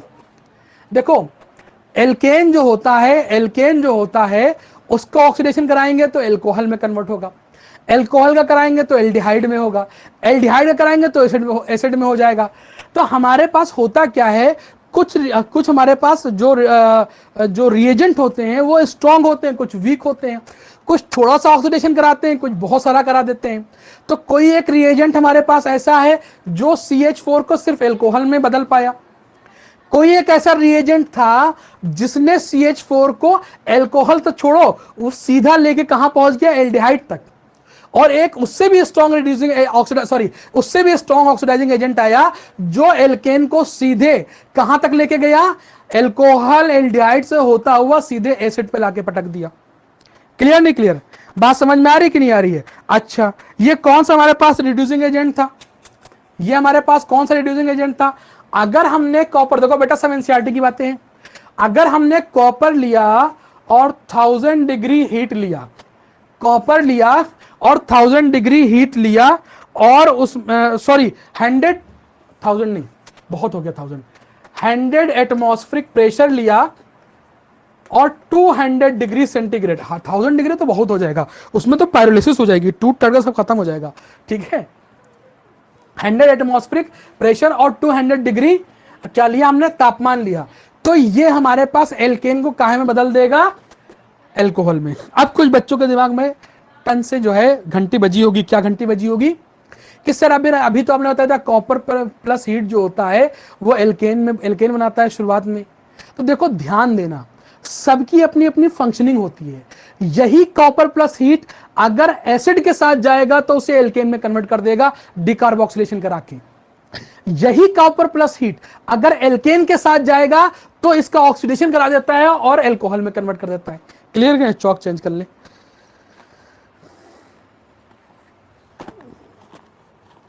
बात समझ में आ रही कि नहीं बेटा? क्लियर? तो यही सारी चीजें आपको स्पेसिफिक मालूम होनी चाहिए, समझ में आना चाहिए, हर जगह भटकना नहीं चाहिए, चीजों को समझिए। कॉपर प्लस हीट तो है, लेकिन कॉपर प्लस हीट करती क्या है, क्या करती है? कॉपर प्लस हीट जो होती है एल्केन को एल्कोहल में कन्वर्ट कर सकती है और जो हमारे पास एसिड होता है उसे एल्केन में कन्वर्ट कर सकती है। क्लियर नहीं क्लियर? चलिए दूसरे नंबर पे होता है हमारे पास मॉलिब्डेनम का ऑक्साइड। मॉलिब्डेनम का ऑक्साइड, ये छोटा ओ है और ये बड़ा ओ है, MeO3 मॉलिब्डेनम का ऑक्साइड। इसमें जो है प्रेशर थोड़ा सा बढ़ाएंगे और टेम्परेचर भी बढ़ाएंगे, 300 डिग्री कर देंगे, ठीक है। तो ये क्या करेगा, ये जो हमारे पास एल्केन होता है, एल्केन को ऑक्सीडाइज कर देगा एल्डिहाइड में। ध्यान देना, क्लियर नहीं क्लियर? लेकिन अगर हमने जो है एसीटेट ले लिया और वो भी किसका, मैग्नीज का, Mn का, CH3COO का होल ट्वाइस, Mn, ये ले लिया, तो फिर ये हमारे पास एल्केन को डायरेक्ट एसिड में कन्वर्ट कर देगा। अब देखो एल्केन का ऑक्सीडेशन हम करा, अब किस पर डिपेंड कर रहा है, ये सिर्फ और सिर्फ ऑक्सीडाइजिंग एजेंट पे डिपेंड कर रहा है, रिएजेंट पे डिपेंड कर रहा है। अगर हमने कॉपर प्लस हीट लिया तो एल्कोहल में कन्वर्ट, अगर हमने मोलिब्डेनम का ऑक्साइड लिया तो हमारे पास एल्डिहाइड में कन्वर्ट, लेकिन अगर हमने Mn का CH3CO का होल ट्वाइस और Mn ले लिया, मैग्नीज ले लिया, तो फिर यही एल्केन हमारे पास एसिड में कन्वर्ट हो जाया करता है। तो आपको कॉपर मोलिब्डेनम Mn पे ध्यान देना है, ठीक है। अगर Mn एसिटेट मिल जाए या मोलिब्डेनम ऑक्साइड मिल जाए या कॉपर प्लस हीट मिल जाए तो कैसे क्या कन्वर्ट करना है आपको मालूम है। जितना कार्बन है उतने कार्बन का देखो एल्कोहल बन गया, जितना कार्बन है उतने कार्बन का एल्डिहाइड बन गया, जितना कार्बन है उतने कार्बन का एसिड बन गया। क्लियर? कोई डाउट है? नहीं है डॉक्टर साहब, चलिए बहुत बढ़िया बात है, आप लोग सब होशियार बच्चे हैं, सब इतने होशियार बच्चे हैं कि हम क्या बताएं आपको। अच्छा, अब यहां पर देखिए ये केमिकल प्रॉपर्टीज चल रही हैं। ऑक्सीडेशन तो हमने पढ़ लिया, ऑक्सीडेशन के बाद अब सब्स्टिट्यूशन रिएक्शन, और सब्स्टिट्यूशन में पहली हेडिंग लगा लीजिए हैलोजिनेशन, पहली हेडिंग लगा लीजिए बेटा हैलोजिनेशन। 11 नंबर पे आ गए हम लोग, 10 नंबर का हो गया, सब्स्टिट्यूशन हो गया, सब्स्टिट्यूशन का ये पार्ट लिखिए हैलोजिनेशन। अब हैलोजिनेशन का हम एच भी नहीं बताएंगे, अगर आपको हैलोजिनेशन पढ़ना है तो आपको हम फ्री रेडिकल सब्स्टिट्यूशन रिएक्शन हम पढ़ा चुके हैं। आप केमिकली साकिब पे फ्री रेडिकल सब्स्टिट्यूशन रिएक्शन में पूरे हैलोजिनेशन हमने पढ़ाया है, पूरा डिटेल में एक एक चीज बताइए, वहां से जाके आप इसे पढ़ सकते हैं। क्लियर नहीं क्लियर? पूरा पूरा पूरा आपको वहीं पढ़ाया है, वहां से पढ़ लीजिए, आपको सारा पूरा कंटेंट वहां पे मिल जाएगा, free radical substitution reaction. Clear नहीं क्लियर? तो दूसरी हेडिंग आप डाल दिए सल्फोनेशन, दूसरी हेडिंग डालिए बेटा सल्फोनेशन। सल्फोनेशन में 2-3 पॉइंट आप लिख लीजिए बस, सल्फोनेशन में 2-3 पॉइंट आप लिख लीजिए फटाफट। पहला पॉइंट लिखिए sulphonation is reversible reaction, sulphonation भी हम बता चुके हैं, एल्केन के साथ बता रहे हैं, सल्फोनेशन इज रिवर्सेबल रिएक्शन। दूसरा पॉइंट लिखिए बेटा, in normal alkane sulphonation occurs only in hexane and high members alkane. अगर सल्फोनेशन कराना है तो हेक्सेन या उससे ज्यादा वाला कोई, हेक्सेन या उससे ज्यादा कार्बन वाला कोई मेंबर लेंगे तो उसमें सल्फोनेशन हो जाएगा। क्लियर नहीं क्लियर? नेक्स्ट पॉइंट लिखिए बेटा, लिखिए बेटा, alkane containing tertiary hydrogen, alkanes containing tertiary hydrogen gives sulphonation easily. जो हमारे पास टर्शरी हाइड्रोजन जिसके पास होता है, जैसे हमारे पास CH3 का होल थ्राइस CH, ये वाला H जो है टर्शरी हाइड्रोजन है, तो ये हमारे पास सल्फोनेशन आसानी से दे सकता है। अब सल्फोनेशन के रिएजेंट बताइए, एक कंसंट्रेटेड H2SO4 लिया था, एक फ्यूमिंग H2SO4 लिया था। अगर हमने नॉर्मल एल्केन कोई लिया, नॉर्मल कोई एल्केन लिया, नॉर्मल एल्केन मतलब एल्किल वाला कोई, ठीक है, कोई नॉर्मल एल्केन लिया, एराइल वाला ग्रुप नहीं, एल्किल वाला कोई लिया, ठीक है, कोई हमने एरोमेटिक नहीं लिया, नॉर्मल लिया, तो वो हमारे पास सिर्फ और सिर्फ फ्यूमिंग H2SO4 से जो है रिएक्ट करता है। या एक क्वेश्चन ये पूछा जा सकता है कि वो किसमें डिसॉल्व होगा, तो वो फ्यूमिंग H2SO4 में डिसॉल्व हो जाएगा। लेकिन जो एरोमेटिक वाले होते हैं वो फ्यूमिंग के साथ भी रिएक्ट करते हैं और वो हमारे पास कॉन्सेंट्रेटेड H2SO4 के साथ भी रिएक्ट करते हैं, फ्यूमिंग H2SO4 के साथ भी रिएक्ट करते हैं, कॉन्सेंट्रेटेड H2SO4 के साथ भी रिएक्ट कर जाते हैं। तो इसका मतलब वो दोनों में ही डिसॉल्व हो जाते हैं। तो चाहे तो आप इसमें पॉइंट लिख सकते हैं, alkanes react only with fuming H2SO4 और they are soluble in fuming H2SO4। और बेंजीन की अगर बात की जाए, benzene insoluble in hot and concentrated H2SO4 as well as fuming H2SO4, as well as fuming H2SO4।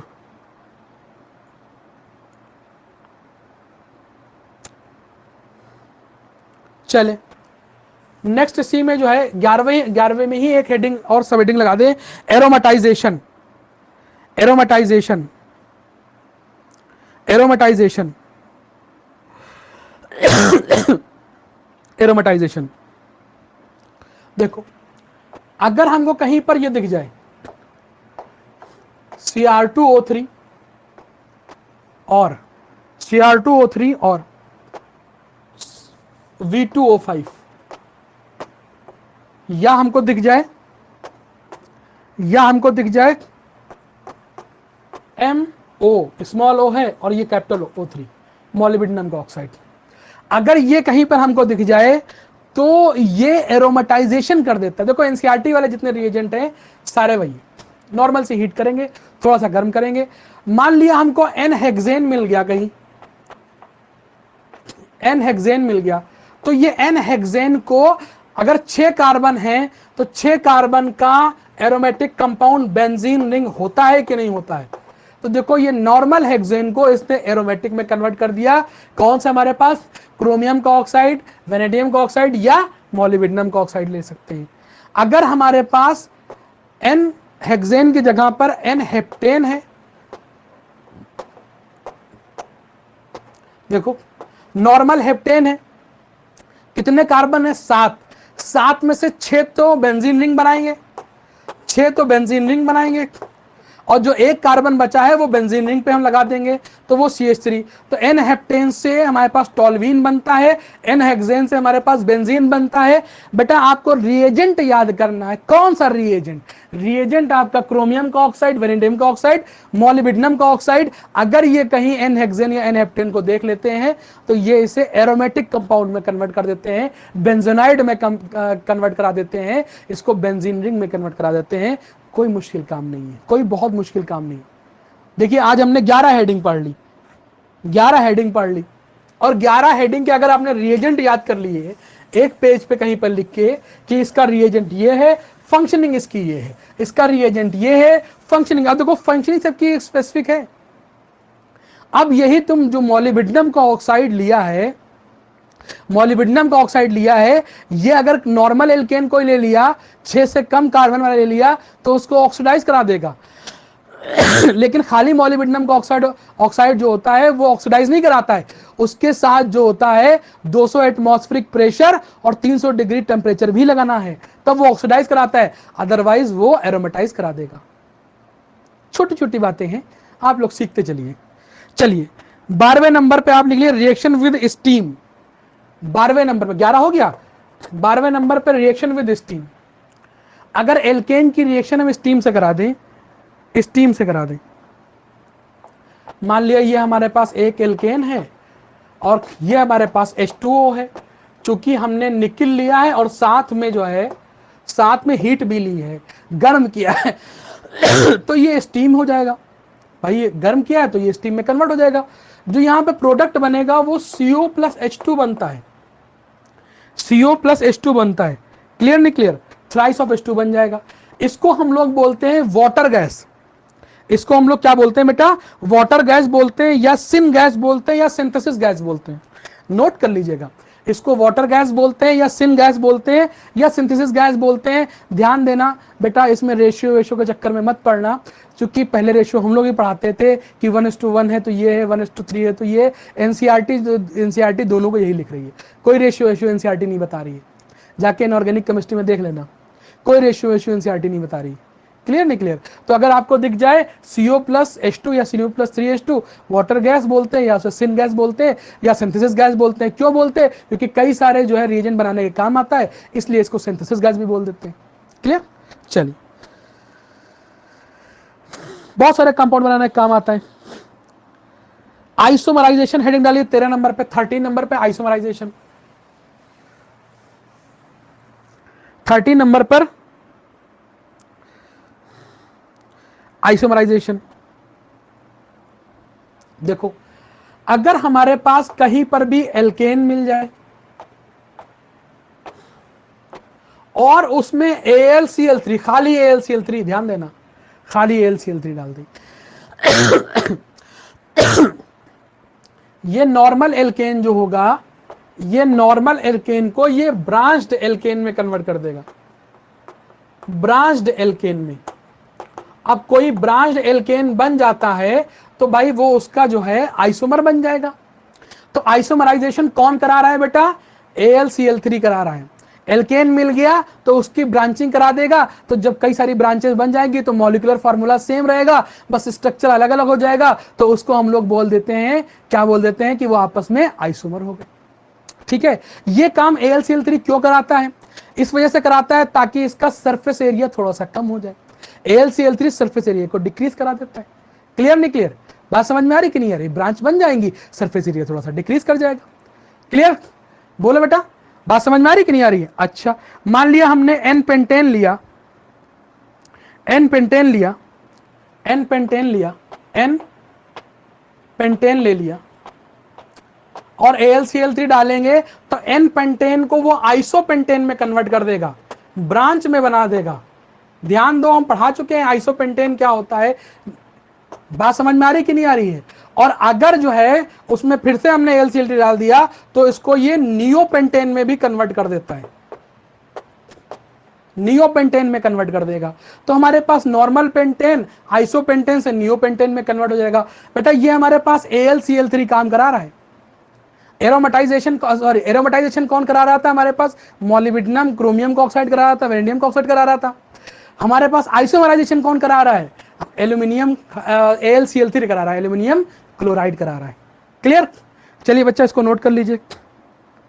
अच्छा, कुछ बातें हम यहाँ पर बड़ी इंपॉर्टेंट आइसोमराइजेशन के, हालांकि आइसोमर हम पढ़ा चुके हैं, डिटेल में पढ़ा चुके हैं, लेकिन कुछ हम जो हिट पॉइंट्स हैं जिस पे सवाल बनते हैं वो हम यहाँ पे बोल रहे हैं, वो आप लोग अपनी अपनी कॉपी में फटाफट लिखते चलिएगा।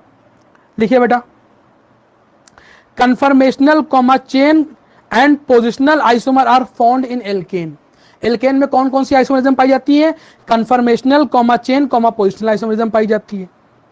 ठीक है, कुछ बातें और आपको बता दें, हमारे पास CH4 हो जाए, C2H6 हो जाए, C3H8 हो जाए, ये तीनों जो होते हैं ये कोई भी स्ट्रक्चरल आइसोमरिज्म शो नहीं करते।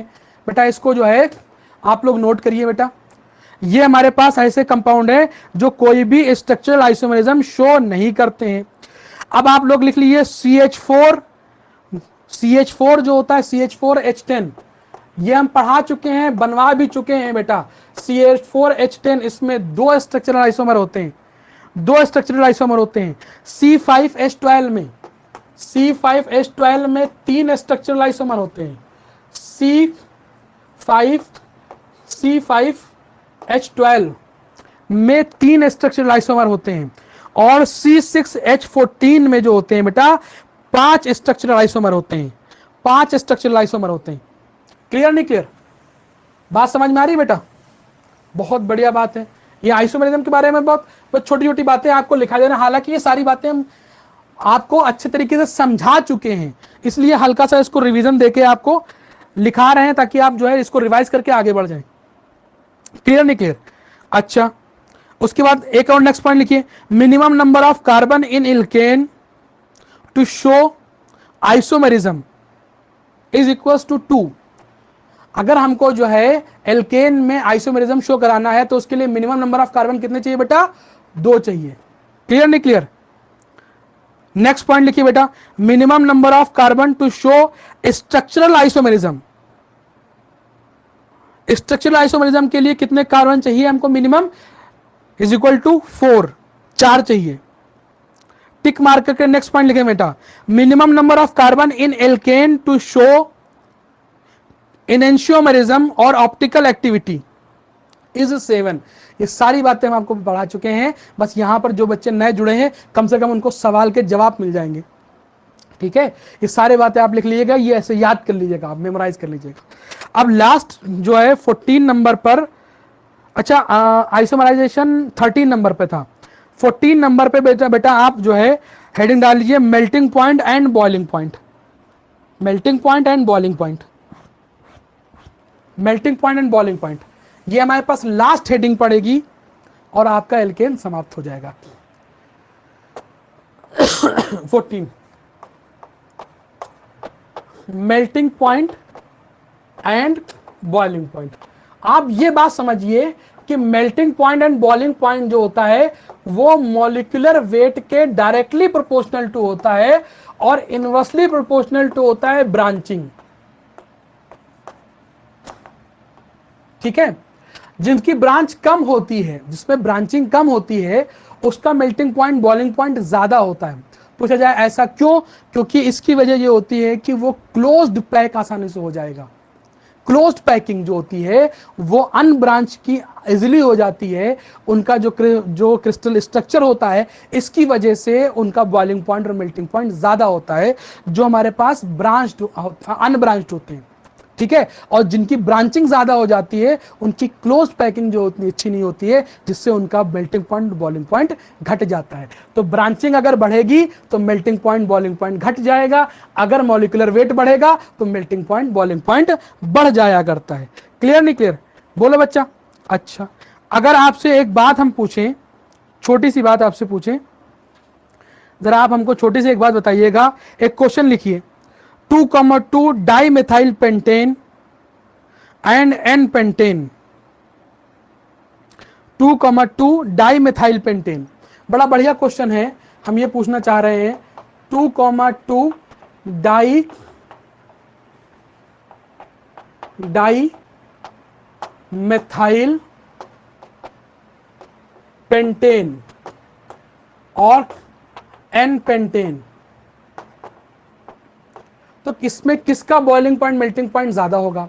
तो आप लोग दिमाग लगाओगे, कहोगे इसमें 2,2 डाइमेथाइल है, ये ब्रांच है और ये अनब्रांच्ड है, मॉलिक्यूलर वेट दोनों का सेम है, ये भी पेंटेन ये भी पेंटेन, तो ये हमारे पास ब्रांच्ड है, ये अनब्रांच्ड है। तो जो ब्रांच्ड होती है उसका मेल्टिंग पॉइंट बॉइलिंग पॉइंट कम हो जाया करता है, तो इस वजह से नीचे वाले का जो है ज्यादा हो जाएगा, विच इज रॉन्ग। अगर किसी ने बच्चे ने सही किया है तो ठीक है, बट ज्यादातर 90% बच्चों के दिमाग में जो हमने बताया यही आंसर आया होगा। ये आंसर गलत है। क्यों गलत है डॉक्टर साहब? उसकी वजह यह है कि जब तुम इसको बनाओगे, इसका स्ट्रक्चर बनाओगे, तो 1 2 3 4 5 और 2,2 है, तो एक ये और एक ये, तो हमने ये बना दिया। ये हमारे पास 2,2 डाइमेथाइल पेंटेन होगा, और जबकि एन पेंटेन जो होगा वो 1 2 3 4 एंड 5 हो जाएगा। 1 2 3 4 5 कार्बन है, 1 2 3 4 5 6 7 कार्बन है। 7 कार्बन वाले का मॉलिक्यूलर वेट ज्यादा होगा, जिसकी वजह से इसका बॉइलिंग पॉइंट और मेल्टिंग पॉइंट डॉक्टर साहब ज्यादा हो जाएगा। जब हमारे पास मॉलिक्यूलर वेट सेम होता है, उसके बाद हम ब्रांचिंग देखते हैं।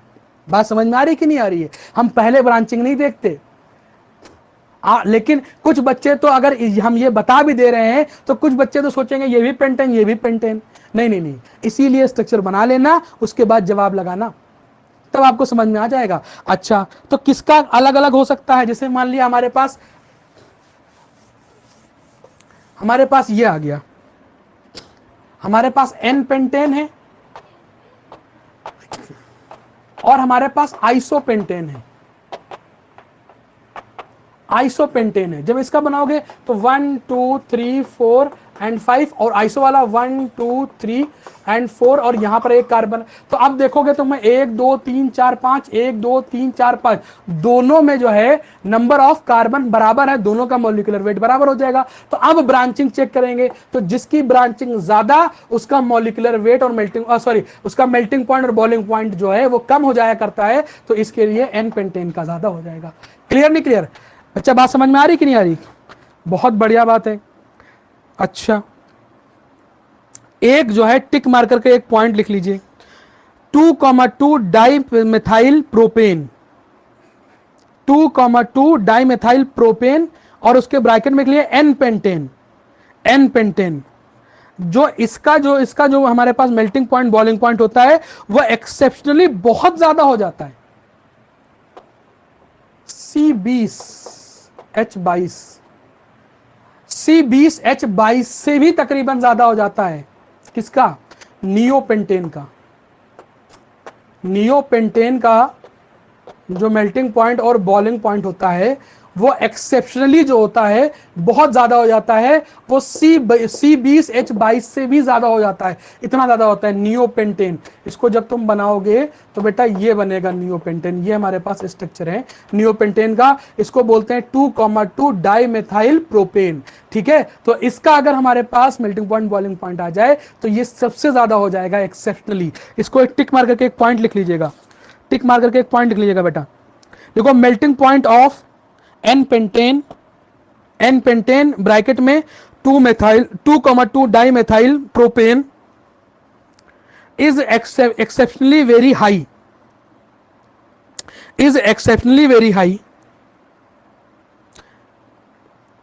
and melting point is even greater than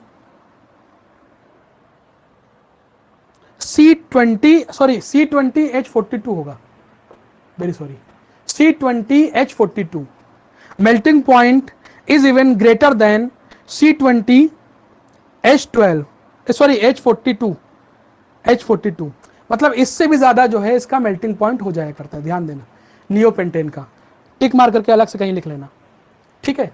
चलें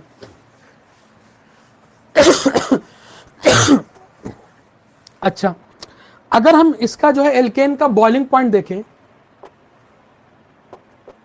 इधर हमने बॉइलिंग पॉइंट ले लिया, ठीक है, और इधर सॉरी इधर हम मॉलिक्यूलर वेट ले लेते हैं, इधर हम बॉइलिंग पॉइंट ले लेते हैं, तो इसका बॉइलिंग पॉइंट रेगुलरली बढ़ता चला जाता है, बड़ा आसान है।